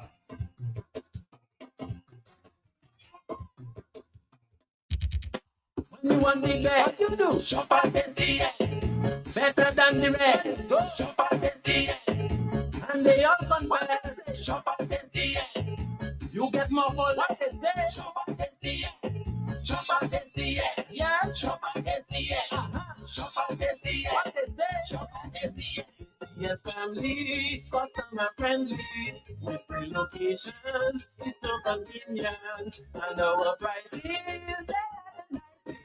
Madam, that's where you belong. So tell your mama, tell your papa, shop at the tell your son and your daughter, shop at the auntie, nan, and cousin, friend, open power, all of them. Grandma, grandpa, open neighbor, girlfriend, boyfriend, side. What? Shop at the shop at the shop at the shop at the check us out at Pottersville High Street and downtown Rose. All right, we're back here. Dominica says, somebody says there on the WhatsApp, there's a lot of, no, he says, I just want to get to the very point. The people of Portsmouth have no self-worth and no sense of purpose. I said, yes, but your other half is from there. He said, no, she has a different mindset. There are lots of people in Portsmouth who are just very tired of what is going on there, my brother. I'm simply stating the truth to power. So there's a lot of people in Portsmouth. They just well, man, I want those people to show up and talk about it because, man, I'm gonna tell you, we are allowing Portsmouth to just go down. Matt, I saw a picture the other day of Portsmouth, and you can probably go back in the books and take a look at it of what that market space in Portsmouth used to look like. You know where the bus terminal is? Uh-huh. They call it what, the Four Corners now, I guess. Yeah, right there. Right there at the bus stop. Man, that place used to be vibrant. That place used to be selling things. There used to be people there. There used to be activities and stuff going on there, Matt. And it's deplorable. And Matt, you know what's a really disgusting thing that Mr. Skerritt did?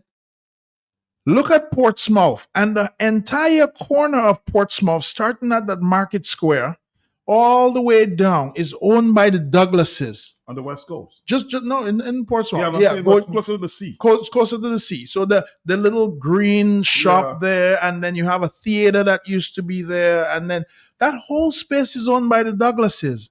And that thing has been an eyesore for 25 years. If Mr. Ruzi Douglas was walking this earth right now, he would roll in his, well, he's probably rolled in his grave. We're talking about him. But Matt, look at how his place look. This is not, they're giving people medals, but you have their place looking like trash. What does that say about you as a prime minister? Somebody says, just an honest contributor says, I just love the truthfulness of Andy. He's so real. He said he was a bad husband. I'm laughing. I don't think so. If he's looking for a wife, check me out. Just love his wife. You see, man, I told you that people still wanted me to make kids with them. You know, I'm telling you, there's still people running around looking for me. I'm telling you, man. If you're a bachelor now, somebody's looking for you. Well, yes, that's possible. Matt, you know, and even the situation that I brought up, you know how many people brought up that situation to me? That the fact that the Coast Guard, I mentioned to people last time, here's the Coast Guard base that has at least 20 derelict boats on it. But yet the government of Dominica is giving out boats to the fishermen in Scott's Head. But here's the thing, Matt. They're using the boats for the wrong reasons. No engine on the boats in Scott's Head. But all the boats in the Coast Guard base have engines on them. And my question is, why won't we recycling this? Do we not believe in recycling in Dominica? Why aren't we turning and burning those things and giving them to people who can Yes, I understand bad people have used them for bad things. I think one of the reasons may be that they have them as evidence if they're doing it. Evidence? How long do you need to keep this damn evidence? How long do we? Some of these things have been there for over 10 years. So are you telling me we have evidence on the Coast Guard base for 10 years? Maybe. Matt, that's impossible. So we are we have cases dragging. So Matt, what about if we get 10 more boats? Where are we going to put them? We need a bigger Coast Guard base then.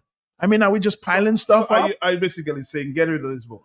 Matt, we should have gotten rid of these boats. Instead, we have fishermen that want to go fishing that are suffering with these boats. So here it is, Matt. We're not making the best use of our resources. And you know, Matt, I'm going to say this one out there for all the people who believe in God. It is clearly said in the Bible, if you are not making use of what you have, or if you are not using what you have willfully and carefully, Matt, I will not give you more. It says it in the Bible. So therefore, a lot of people say, well, why Dominica doesn't have more? It's because we're wasting what we have. We're wasting our resources. We're wasting our time. We're wasting look, Matt, we have solar energy. Every year, our light bill has gone up. Our light bill is actually, and for those of y'all who don't know, our light bill is going to go up next year again. I am telling you that now. A lot of people say I make predictions on the show, but I'm telling you, we're going to get an increase in light next year. Why do you think so? Oh, Matt, it has to be. I mean, why I think so? Look at the cost of everything going up. Cost of fuel is going up. Matt, have you ever, and I'm going to tell you this right now, have you ever wondered how the price of fuel is calculated in Dominica? Is there a formula? Again, I'm just going back to formulas. We talked about a formula for giving medals of distinction. What is the formula for the calculation of petroleum products in Dominica? Who knows what the formulation is? Well, based on what I know, what standard does it use? They use the standards in terms of the price of the oil on the international market. Are you sure? I'm just saying. What have been said. Matt, every month we get a letter. Here's what gas should be. Here's what diesel should be. Here's what sugar should be. Who's making up those numbers? Because sometimes the price of oil goes down on the international market. But here, mind you, we're getting our fuel from Venezuela still. Is that correct? I think there's an embargo there. I think maybe in Trinidad. Trinidad? Maybe Trinidad. Yeah. So Trinidad, Venezuela, right down the road, right? So we should have prices that are comparable to Trinidad, you think maybe? Yeah. Our price is comparable to Trinidad though. No. Again, no. You know what? Here's the thing, Matt. The math doesn't math. So I'm telling everybody out it's there, not massive. a lot of things are artificial in Dominica. There's no model, no way for any progress. We cannot see progress when we have no standard Let me see if we can being created. My phone comes to us on mute there. Yeah, but yes, based on what I know, they use the formula as it relates to the international prices, and they pass it down. Yeah, but how does that formula? Who figures out that formula? There's some mathematician in the back room doing the numbers, Matt. Are you sure? I'll find out again. Hello, talk to me. Yes.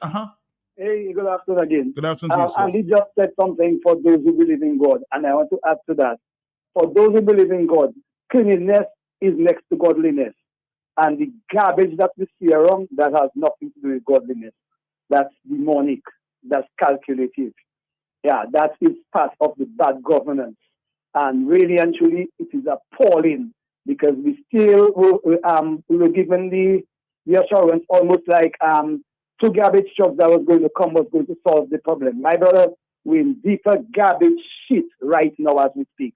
Just with a little rain this morning, the amount of floods in the Roseau area, for instance, in the corner of King George's Street and Old Street by Pastor Shack there, right off Andy's, one of Andy's family business there. There was like a pool this morning, means that they didn't deal with the problem totally. I saw the firemen, policemen, and town council in that area a week before last. I guess that's because the diaspora was coming. But I think what they did wasn't enough because there was a big flood there this morning. The people who sell outside on King George's Street, just outside of Shillingford on King George's Street side and Flamboyant Hotel side, all that was flooded this morning with the water running on the road and not in the drain. So we have serious problems in that place with garbage all over the place, and that needs to be addressed. That cleaning, with that uncycling garbage is demonic, it's devilish. It is not next to godliness. Only cleanliness that's next to godliness. Have a good day. All right, let's take a quick break. We'll come back, Dominica. We're here for a few more minutes. Stick around, Dominica.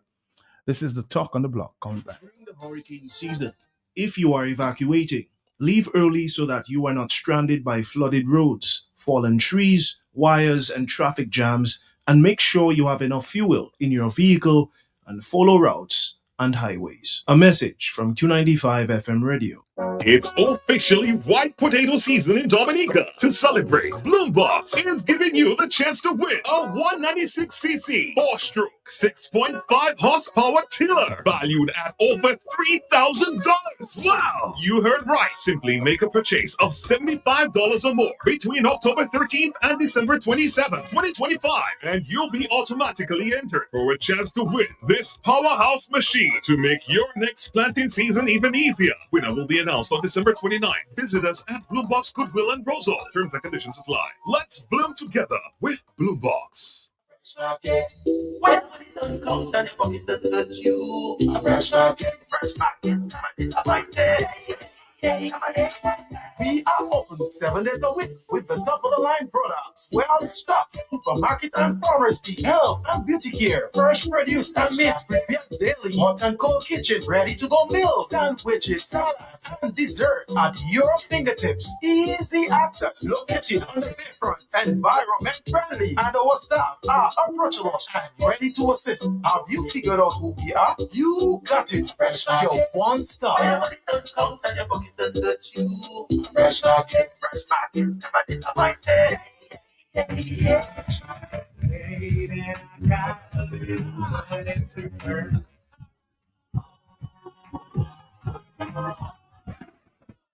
But do you really have money to burn? What about your commitments? Have you paid your bills? What about your telephone bill, your light bill, your water bill? What are you going to use to pay your loans? A truck of stones? NCCU wants you to continue to make wise financial decisions that will not leave you stressed. Think of your commitments. Commit to your commitments. Commit to saving. And then you can have some money to burn. Hardware and home improvement, building supplies for you, kitchen appliances, even home decor too. Lumber, lawn, all your garden supplies, plumbing, welding, electrical supplies. Visit Do It Center at the former J. Nassif Hardware location on Goodwill Road. Call us at 255-6890. Center.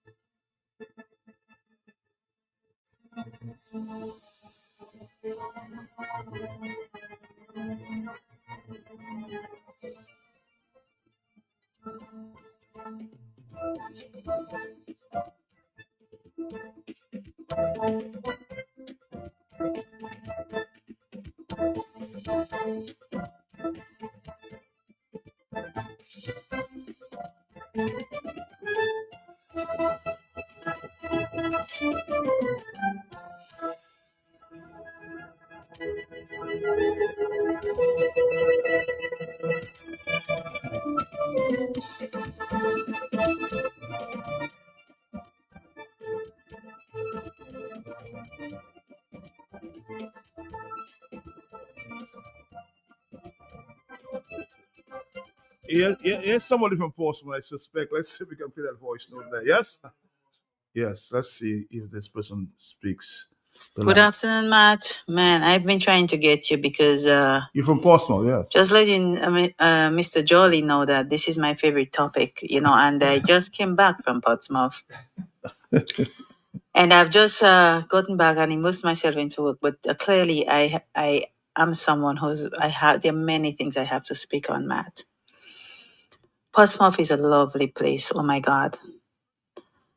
I grew up in Portsmouth. I was born in Portsmouth. I grew up in Portsmouth. My education, my formative years, everything has been in the town of Portsmouth. Portsmouth people are lovely people. Portsmouth people want you to have community. The problem with Portsmouth right now is that Portsmouth people themselves are their own worst enemies. Matt, I came to Dominica. I spent some time in Roseau, but most of my time was spent in Portsmouth because I'm a Posse girl at heart. I love my town and I love my people. But it breaks my heart, Matt. It broke my heart for the 2 weeks that I spent at home to see the condition of that town that I call home, Matt. Matt, the potential of this town. You've heard me, I've said it a million times over. There are people in Portsmouth who have tried and who are still trying and who don't support this administration. The level of victimization continues, Matt. There is no community in Portsmouth, Matt. You know what they were calling it over the holiday, the Independence holiday season? They were calling it Cancel Town, Matt. Cancel Town. And I wonder so much, how can we fix Portsmouth? What can we do for the town of Portsmouth? So many of us who still love that town. Jolly is right. It's a beautiful town with the most potential, Matt. Matt, I was at home. I went on the port in Roseau to clear barrel the Wednesday before I came back up. Roseau was bustling with a cruise ship in town. You could barely get space to park your vehicle. Meanwhile, Portsmouth was dead. Why is it, Matt, that if you have a vessel in a cruise ship in Roseau, to this day, we cannot have a cruise ship in Portsmouth, Matt?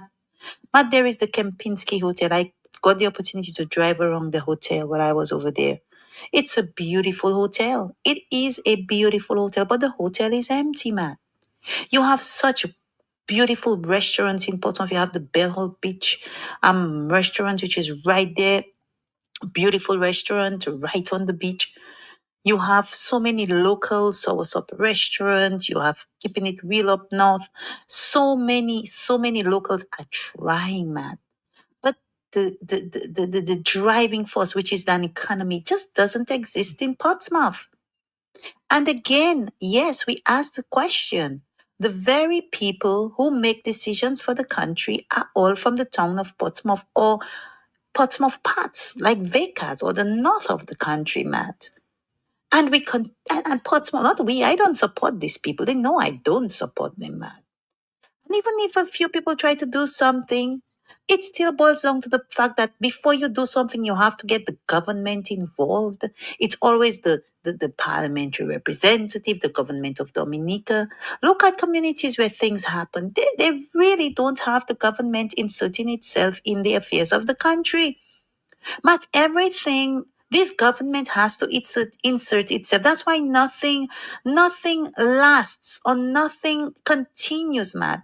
You know, I went to TV Village and I went to the B area. You know me, I'm a small producer. I'm a small manufacturer also. So I was very interested in what they had to offer. And I walked into the bee, they have a bee thing. It looked really nice. I walked in there and I'm seeing this bottle of honey saying, Roosevelt's carried honey, the Honorable Prime Minister of Dominica. What does Did that you see have to that too, do with Matt? honey? What about all the small honey producers? And I spoke to one of the small producers and she said, oh, we produce, we have a cooperative. So why does he have to insert himself into their cooperative? Isn't he getting enough of what is Dominica? Why does he have to be up? And why is he using the brand name, the Prime Minister, on a bottle of honey? These are the kinds of things, Matt. There is so much that I have to speak on. There is so much that I have to speak on. You know, I speak and I went home and I observed. I like to observe before I speak. I observed, and not only that I observed, Matt, but do you know the amount of Portsmouth people who came up to me? People I know who supported the Labour Party. People who are so disenfranchised and so disappointed. Business owners who came up to me quietly talking. They didn't want people to make you see them talking to you because they're still so afraid of the system. Victimization. Still so afraid, telling you they tried and they've tried. People who've shut down businesses in the US or moved back home to try to run businesses and they just cannot succeed. Because you know why, Matt? There are no people in the Portsmouth. People are still continuing to live time and again. And the people who call the shots in Portsmouth, guess what? When there are activities that they can stay to promote the town, they go to Roseau. It has been, oh my God, Matt, there is so much to say. Oh, there is too much to say, Matt. But Matt, I am telling you, thank you, Jolly. I don't know if you'll be able to play that message. I know I'm a little bit late because I tried calling, but Matt, please, at least even there is some of this message, please try to play, Matt. I played Thank a- you, have a good day. And I- thank you so much, Mr. Jolly, I- for highlighting Portsmouth. I played a lot of it. But let's go to, of course, there's a brave woman. You from know, Portsmouth. she's so right. You know, she's so right. But I don't know how we're gonna change it. I that's why I'm telling you, Matt. If Roosevelt Scarrett, who gave the medal to Mr. Douglas over the weekend here that just passed, cannot handle his community of Portsmouth Vickers, I don't think he can do anything for anyone. I have given up hope. I'm telling you, I'm done. I'm done. He's not doing nothing for us. If he does that in Portsmouth, charity, Matt, begins at home. Let's take a phone call. Are you there? Sorry about that. Are you there, caller? Yes.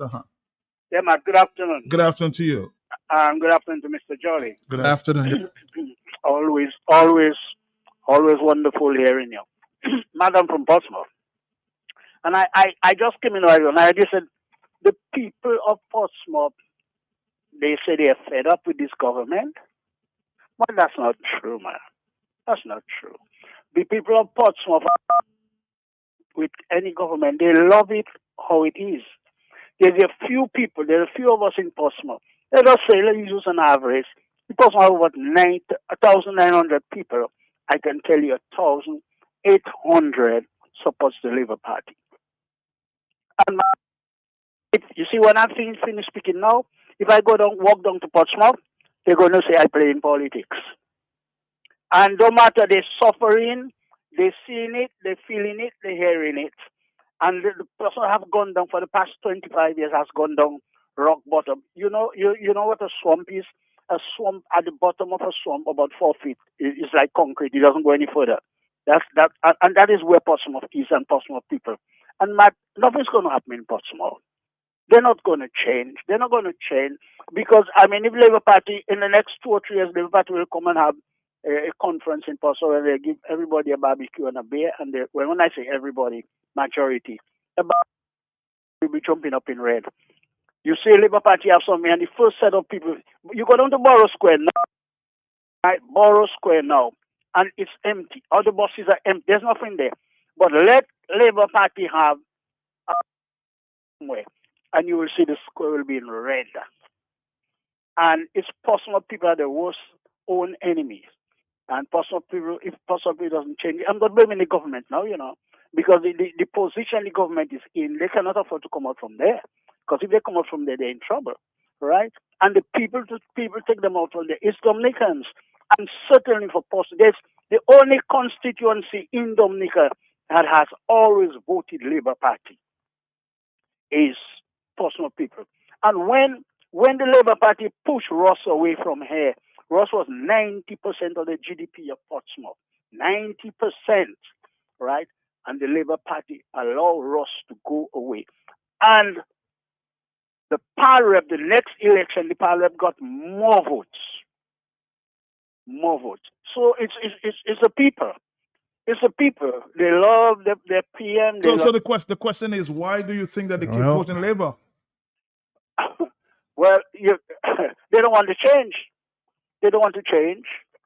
And some people are supposed to be fairly educated people, Matt.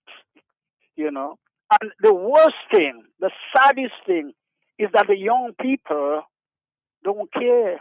They're not doing anything about it, man. In the older days, well, the older people were not educated, but they had common sense. They didn't have education. You couldn't be squeezing them like that. This government have their knee on the people's neck for 25 years, and they love it so. You go down to Boston, I go down to Boston, my friends in Boston, labor rights, they're speaking to me and they're looking around quietly to see if anybody's coming. And when somebody's coming, they stop. That's true. So I don't know who sent you that message. Well, I don't know. The person must be dreaming. Well, I tell you, Boston and go, we're under this government. And people saying the government will come out from there. Dictators don't come out from anywhere. You've got to push them out. And it's not going to happen in Portsmouth. I can tell you that. It's not going to happen in Portsmouth. All right, caller. Thank you very much. So, Matt, you think there's a correlation? There's blind loyalty. I know, but do you think there's a correlation that we have 2 red boats sitting on perpetuity? Because the 2 big boats that came in were red boats. So maybe there is a correlation there. What do you think? Maybe they're Labour boats. That's why we're going to keep them on the beach until the election, and maybe we could use the red boats for election purposes, or maybe I don't know. Anyway, it doesn't really matter.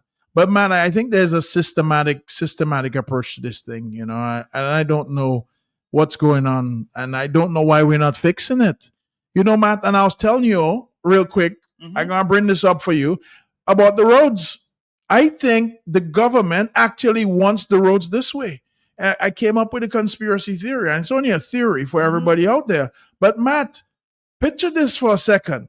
Car parts, which is what everybody needs for your cars, the duty was increased on car parts a couple of years ago. I don't know if you remember that. Technically speaking, the government does not have an interest in fixing or making sure you have good roads for your cars. Simply because, Matt, if your car is in total disrepair all the time, you're constantly spending money on car parts or bringing in car parts to fix the car. And everybody says, well, we have bad roads. Of course we have bad roads, because as soon as you go to the mechanic, you spend the money because the mechanic has to order the parts in, and the government gets duties from those parts. So there's really no, if you want to call it, stimulus, or really no influence for the government to fix the roads. The government actually wants the roads like that. And the last part about it is that I do not ever think they're going to fix anything, because I learned one thing. The fact is that if you are a true politician, why would you fix something, Matt? Because next time you run in elections, you have nothing to run on. You cannot say, well, hey, I'm going to fix the roads. I'm going to build schools. I'm going to do this and I'm going to. But you did it already in the last administration. So I think the politicians actively want to keep us in this conundrum that we have right now. They actively want to keep us here so they have something to run on for the next election. On the telephone, hello, talk to me. It's already wow. 3:09. We don't have too much more time, but we're still taking phone calls. Okay, a lot of Facebook messages that we can't go through every one of them, but it's apparent there that people of Portsmouth are sticking with Labour. And we're asking the question why. Not too many. We had a few callers from Portsmouth. We had some, but no Labour callers from Portsmouth. I would actually like to see. I would like to understand why, in God's name, we're voting. That community has always been Labour because that community has consecutively, year after year, gone down. Hello, on the telephone. It's getting worse. Are you there? We're gonna have nothing. Good afternoon to you. Yes. Matt, we always talking about the people need to be educated. And the showing up on these shows for the past time, that is education 101 right there, you know. But are people listening and taking action? No. Because all what he's saying, these are the realities. And let me tell you, he's in and out of there. He doesn't live there permanently. He's in and out of there. And he's true to everything that he does. And talking about Portsmouth is no different because I have seen this guy spend time in one of the hotels in Portsmouth and coming and filling up his boat and going across the water with his friends. He enjoys the fact that he can do that in Dominica when he comes. But is there anything to facilitate that kind of life? No. But at the same time, he comes and he enjoys himself and doing that kind of thing. Imagine you would enhance that where people can come from different parts of the world and have these facilities working that the way it should work, like in Grenada and in St. Kitts and all the other islands. My brother, it's not a big opportunity, and the problem is the fish rottens from the head, and we have to get rid of that rotten head, that rotten fish at the top. Have a good day. Have a good day. Let's take more phone calls there. Are you there? Yes? Yes, Matt, this is a hard case because we see this recurring over and over. And when you criticize the lifestyle of Roosevelt Skerrit and his unaccountability, etc., they are educated people who are Laborites, paid members, they call themselves, of the Labour Party. They will call and say stupidness like, "Oh, you just jealous of Roosevelt Skerrit." That's the kind of crap we get from these people, Matt. I don't want to say I'm sick of it, but it is astounding to me that we will have these kind of people come and make these cheap statements instead of trying to defend what we're saying, that let there be more accountability. They are coming and telling us nonsense like we're jealous of Roosevelt Skerrit. That part there really is disturbing. Thank you. Matt, I'm going to go on record and say I think out of how many power reps do we have in Dominica? We have 21, right? Or we have 20 of 18? How many? 18, 20? That are Labour? About 19. 19 that are Labour. That's correct.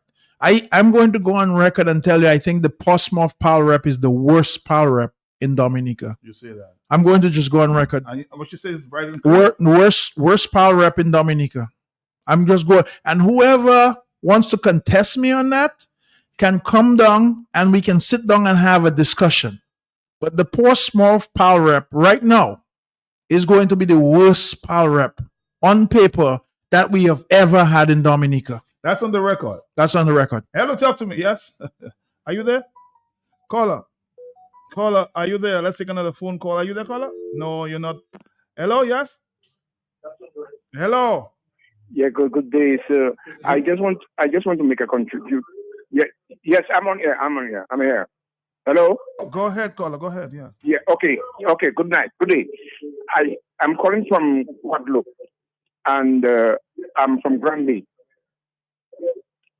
And I'm telling you, I have never seen that in my life in Granby.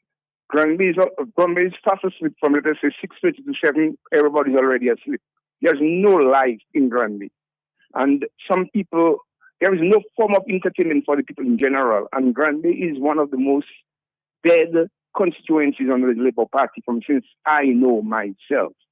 I am in Guadeloupe now. I was forced to return to Guadeloupe because of the poor economical situation. And my business has been closed because I'm unable to sustain it. And I came to my community to do it. But what I cannot understand, the people who are supportive towards that regime, they are inboxing me via Facebook and asking me for to send a 50 euros for them or send them 100 euros, things are wrong. And they are living in the house that are given to them by the Prime Minister of the good government of Dominica. And we at these buildings now is sending septic fumes, and they are inhaling it constantly every day. The school itself is polluted with that smell. So in other ways, in the next few decades, we're going to have a sick community. And this is, I can't understand how people can be loyal to a system that is not in their favor. And I mean, we need to change that. We need that to change. We can't enable Mr. Skerrit to be living like a royal family of extension of the Queen of England in Dominica. This is really, I have been doing things, and people from Grande who are suffering, whenever you say something that is rational towards that issue, they are attacking you. And some of them are highly educated. So, well, they call themselves very educated academically. But sometimes they will all ask me, somebody was saying earlier on your program, some of our people could not read and write, but they have produced doctors, lawyers, and they did it well. And in those days, people could have taken a decision to choose people to represent them. Now, this man is just picking people and just placing them there to do his work. And when they come to speak about him, it's like they're glorifying him like he's the only person that can manage the affairs of the country. This is false. They're telling a lie to themselves. And this is all I have to say. And I want my people in Granby to wake up, because I just cannot see that type of situation existing for too long again. And what I'm very sad about is to see some of the technocrats who are at the side of Pierre Charles, they're just neutral, they have kicked them aside, and they are saying nothing, and they are still glorifying this gentleman. This man is not a part. I have loved him at the beginning, but since my experience with him and the way he has been treating our people, I am not impressed, and I would like him to take vacation. Thank you. Thank you. Matt Granby, again, like we talk about Portsmouth, where Ruzios from. Pierre Charles was from Granby. Matt, I'm going to tell you, Pierre Charles was, and Granby is another one as well, too, because I think we were talking, and I think Granby is one that's been predominantly labor as well, too. And nothing, except on one occasion, we had freedom there. Well, I understand that. But the only person I will tell you, on record, and I'm going to go on record, that I've seen do more for Granby than anybody else is Asa Bantan, you know. Asa Bantan has done more for Granby than our politicians, you know. And if you want to go on record, you could say the Granby Pal Rep, maybe the second worst Pal Rep in Dominica. But he raised a good point there. He's Vince Henderson. Second worst. He's a foreign minister. I know, but he's the second worst power rep, because guess what? These are communities where they just give members, the founding members for those communities, medals 3 days ago. But nothing has been done for those communities.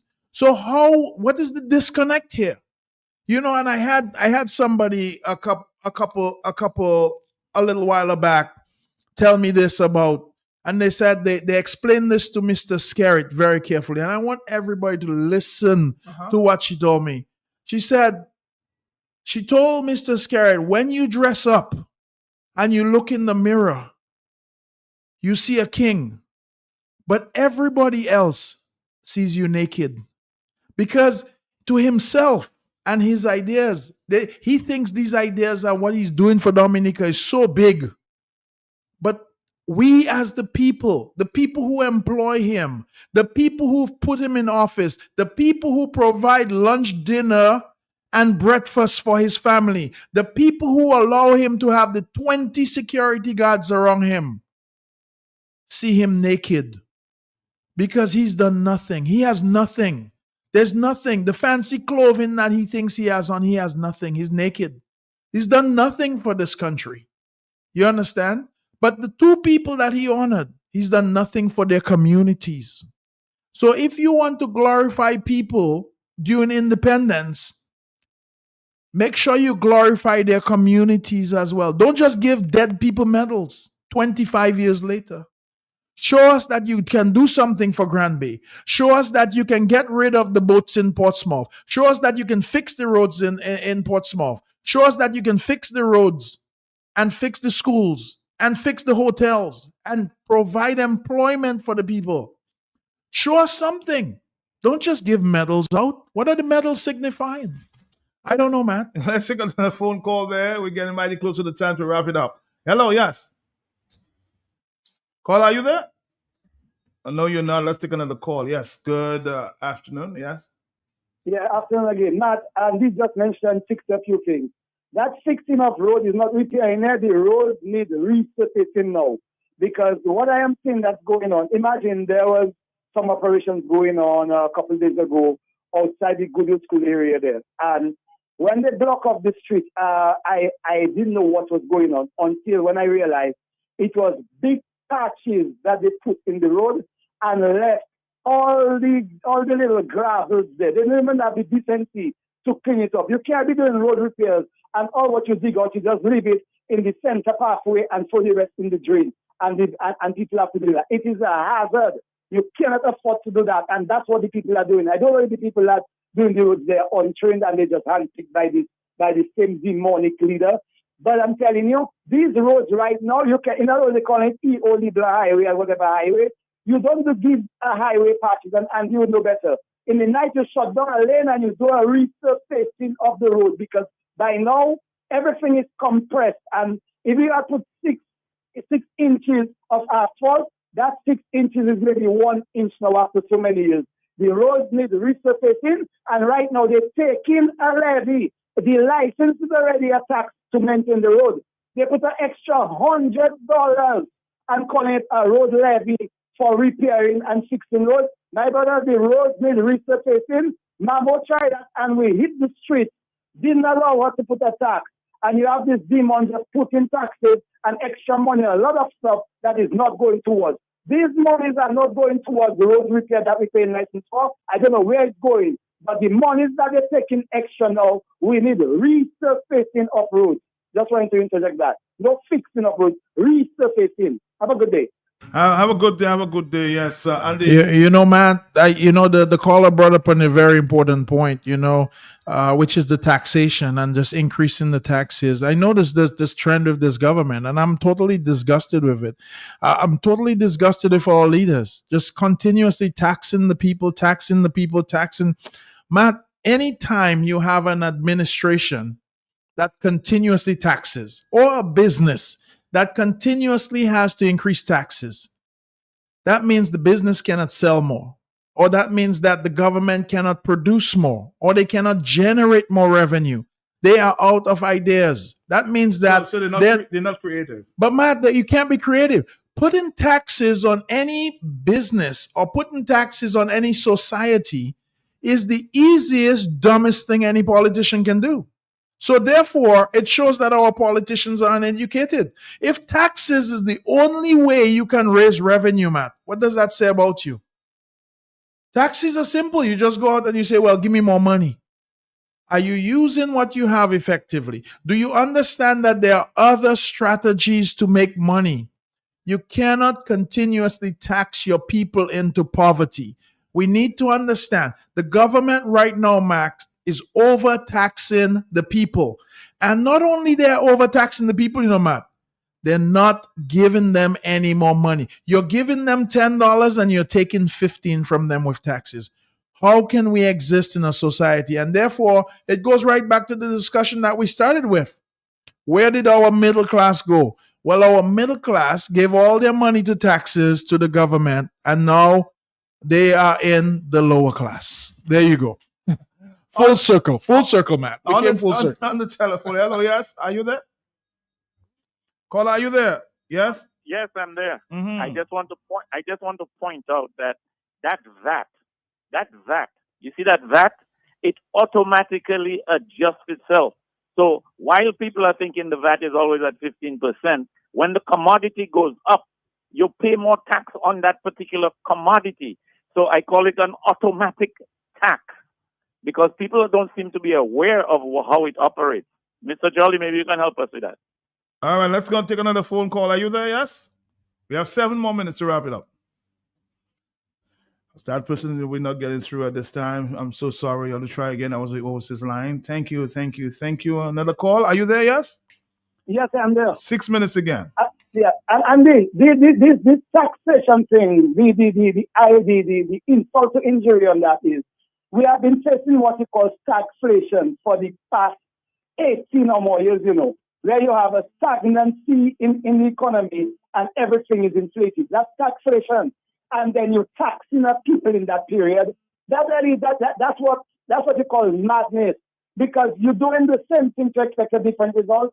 That doesn't make sense. And I cannot understand for the life of me how the people accepting that and just paying stuff like nothing is happening. I went to the Inland Revenue to pay my license just a couple of weeks ago. And when that $100 was added to my license, I raised my voice inside there. And everybody else in the line looking at me like I'm the oddball in the game and not saying nothing, just they're keeping themselves quiet, they're tears in their backside and just paying stuff. You hear extra, I come to pay my $340 and my $440 and you tell me it's $540 because an extra $100 for road levy. My brother, people standing up there and they're going on his business like it's business as usual, and that's one of the problems that we have. The people that's the problem, not the malgovernance. Have a good day. Have a good day. And if you observe, Andy, everything is up. John Lake is up, Dowasco is up, and everybody's staying quiet. Well, Matt, it's not. I don't think everybody's staying quiet. I think a lot of people are afraid of prosecution. And then, if you notice what one of the callers said, everybody's whispering and looking around because a victimization. The victimization, prosecution, victimization. Put it in the same boat. Yeah, a lot of people. Everybody's talking, Matt, but they're talking in dark whispers. Softy. It's the whisperers. Because I really can't get you. Mr. Johnny well said. Matt, since that government took over, see a king. Dominica just go down the drain, Matt. If it's Matt Ma herself is a problem, Matt. Where from, I went down there recently, not too long ago, Matt. Maho do have rural. If I will never saying, Saro, things hard. The country rough. Imagine they telling me, 4 years of UWP and a half. It was blooming. So something wrong with the people. What they give them to Rob? They drink it, Matt. But about dear people wake up. All you don't like on yourself then. Well, if you don't like on yourself, all you wouldn't like me. But Matt, believe me, for real, I saw it when I was down there. Matt, it rough. Yeah. There's plenty of people complaining, Matt. They're just complaining in silence. They're not speaking up. They're not saying this is my true feeling. Matt, the caller previously brought up an important point.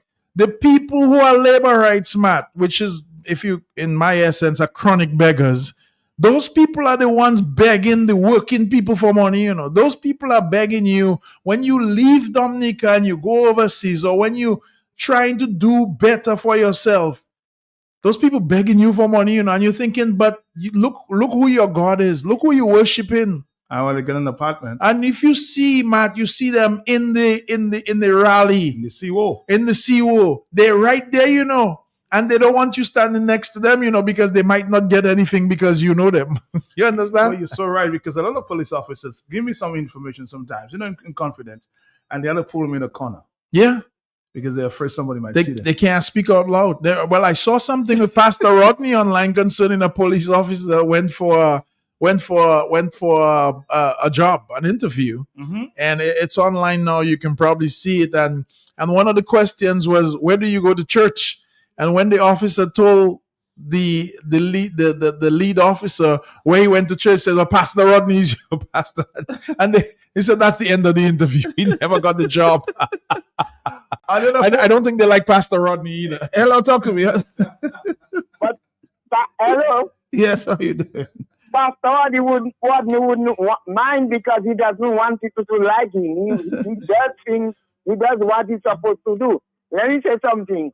During election time, these people don't do anything than sitting there and just priming for the next election. That is all there is. And when election time comes, and they hear the amount of people that I'm not voting, there people, I'm not voting red again, I'm fed up or whatever.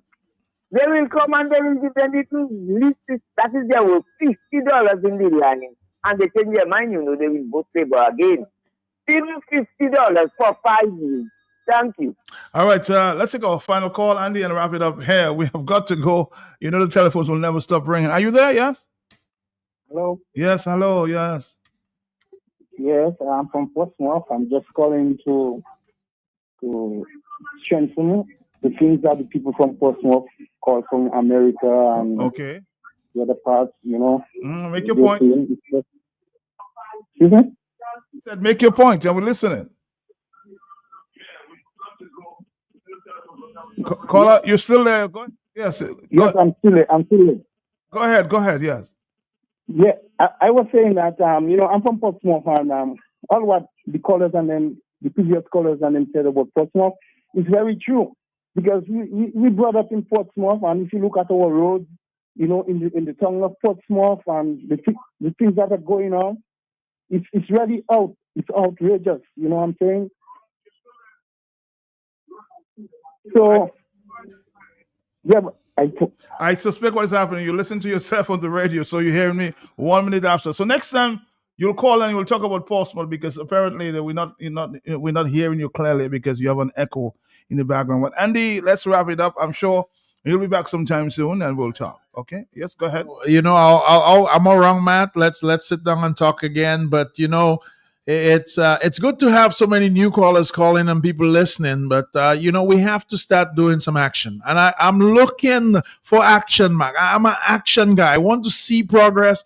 I want to see things happen. I want to see our garbage collected. Mac, since I've been here, since October 15th, I came down, I have not had my garbage picked up.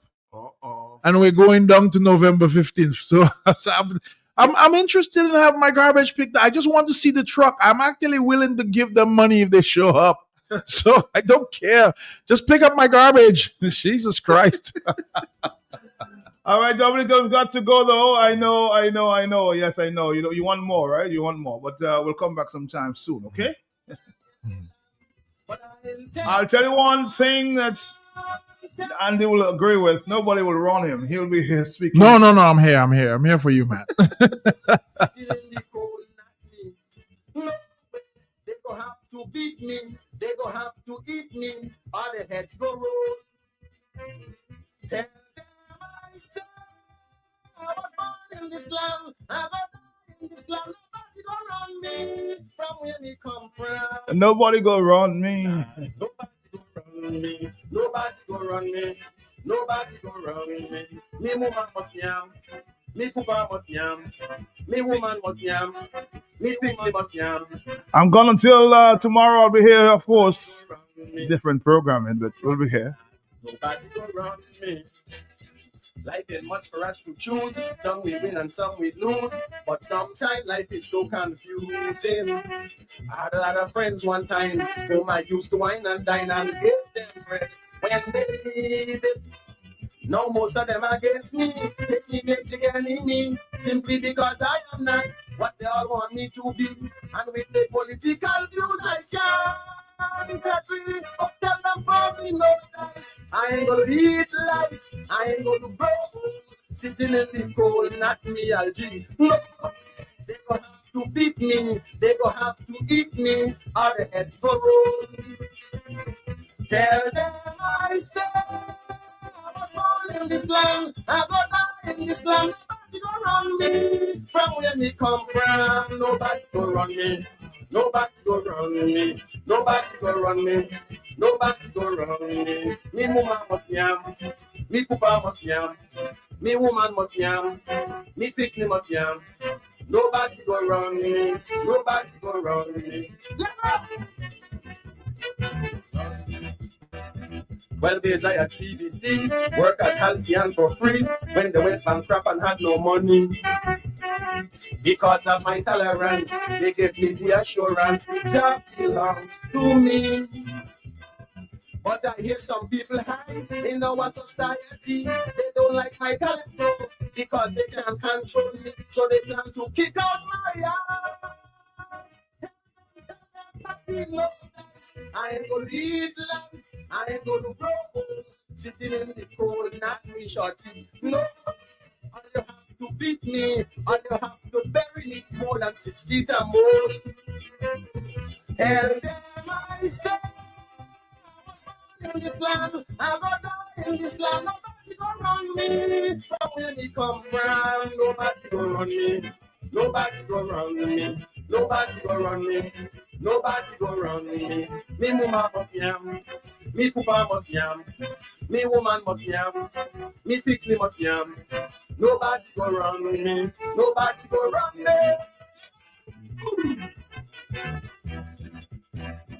Election come and gone, some of them treat me with scorn, others put the whole point against me. Tell them I don't give a damn, I am going to sing my song exactly as I see. Whoever want to make me a political enemy, who feel that they playing God and could wreck the life for me, tell them I ain't running nowhere. Tell them so them fucking know. I ain't gonna leave these lies, I ain't gonna grow sitting in the cold, not in shorty. No way, all you have to beat me, all you have to bury me, more than 6 feet or more.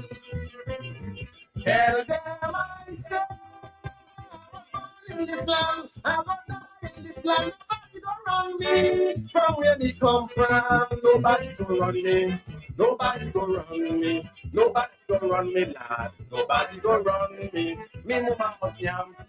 Me papa must yam. Me woman must yam. Me woman must yam. Lad, nobody go run me.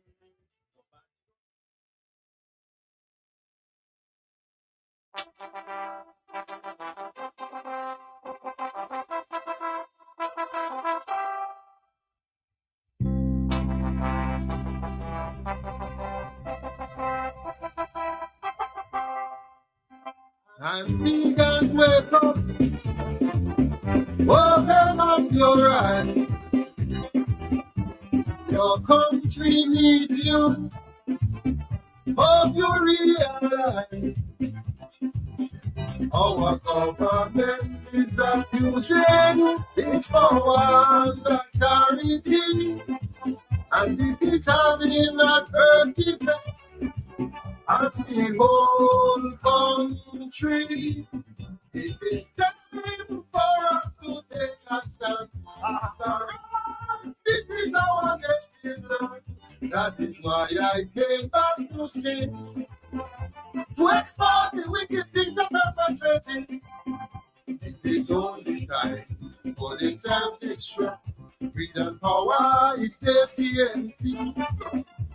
The purpose is government works for the boss. They don't really care about this country. All these giving conniving plans have caught up with them. They are facing immense amount of problems, and just as sure as the sun will rise, this government must fall. The handwriting is on the wall.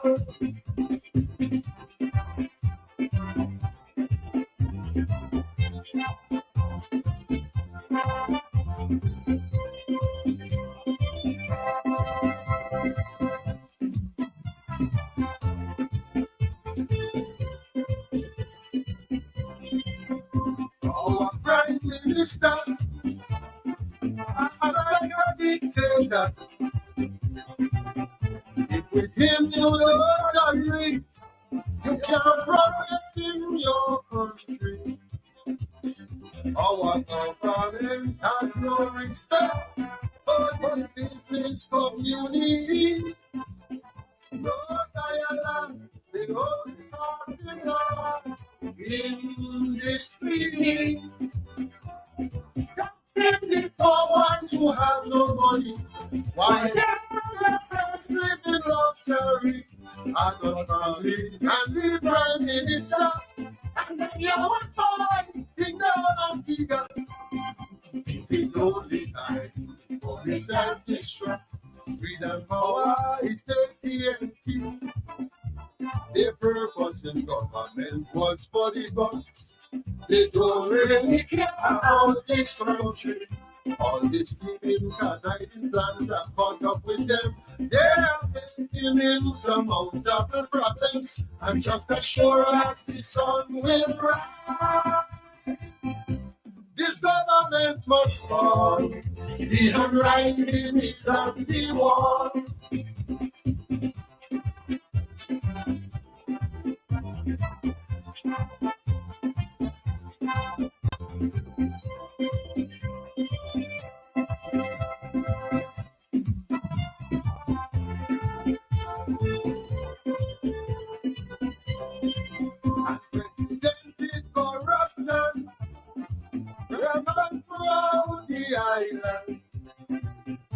and victimization. Who those who express dissatisfaction with the way this government wandering this country's revenue. Accepting no accountability for the underhand things they does do. Ostracizing those who make their own and rewarding their friends some with knives. I will mash up the blame and I'll see ya. Hold them so they come and take back the land. It is only time for the self-destruct. Freedom power is the TNT. Their purpose in government was for the box. They don't really care about this country. All this scheming conniving plans have caught up with them. They are facing insurmountable problems, and just as sure as the sun will rise, this government must fall. The handwriting is on the wall.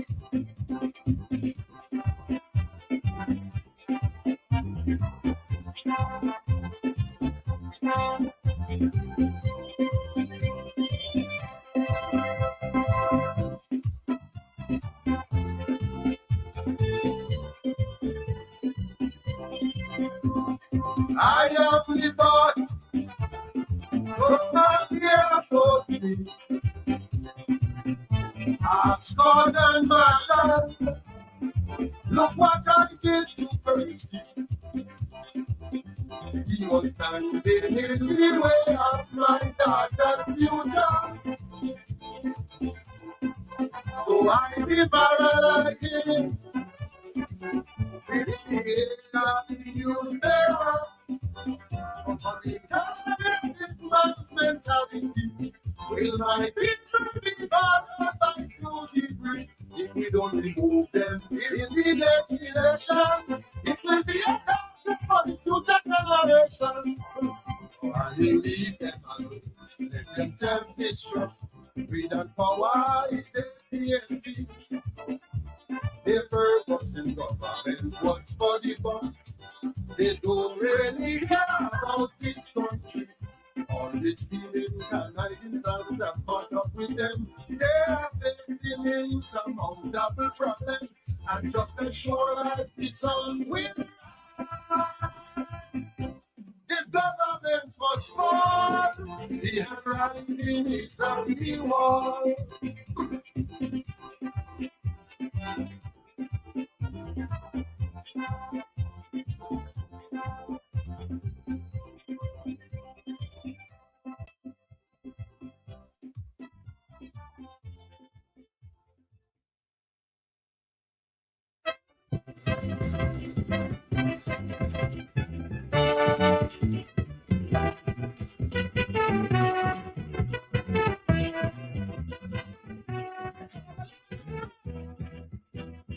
Night and day are catching hell. People think are doing well just because I sing a few calypso.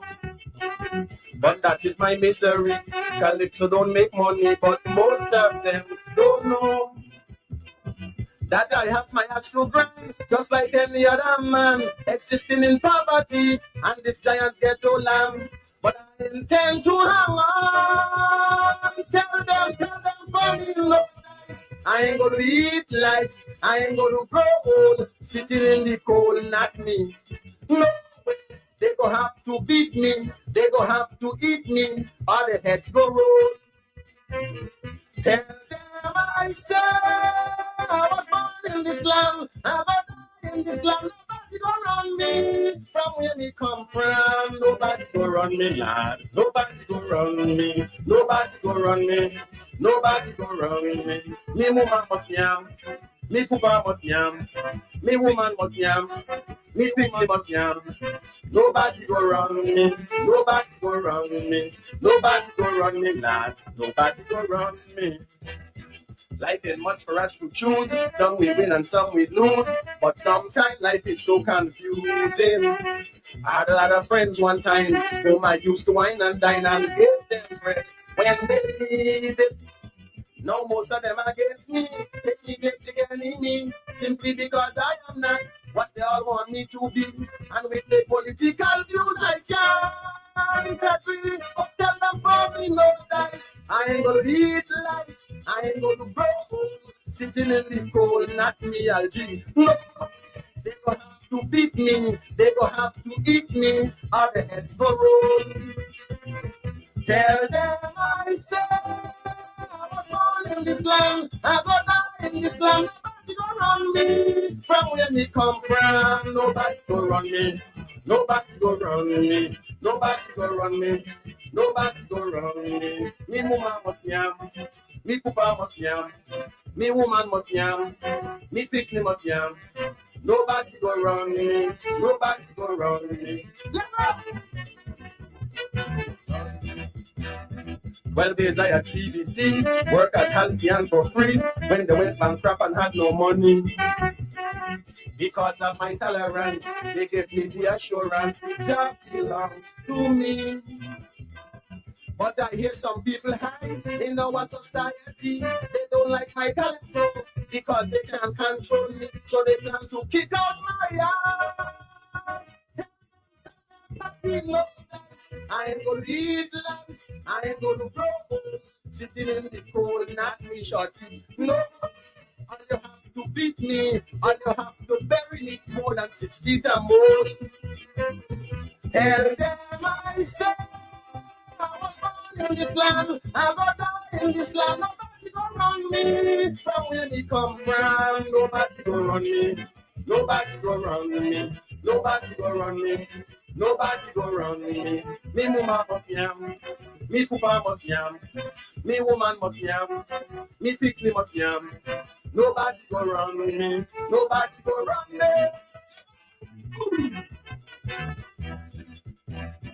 Election come and gone. Some of them treat me with scorn. Others put the whole point against me. Tell them I don't give a damn. I am going to sing my song exactly as I see it. Whoever want to make me a political enemy, who feel that they're playing God and correct the life for me, tell them I ain't running nowhere. I ain't gonna leave lies. I ain't gonna grow old. Sitting in the cold, not me shorty. No, all you have to beat me. All you have to bury me more than 6 feet or more. Tell them I say in this land, I'm not in this land. Nobody gonna run me from where me come from. Nobody gonna run me. Nobody gonna run me. Nobody gonna run me, lad. Nobody gonna run me. Me mama must yam. Me papa must yam. Me woman must yam. Me sickly must yam. Lad, nobody gonna run me.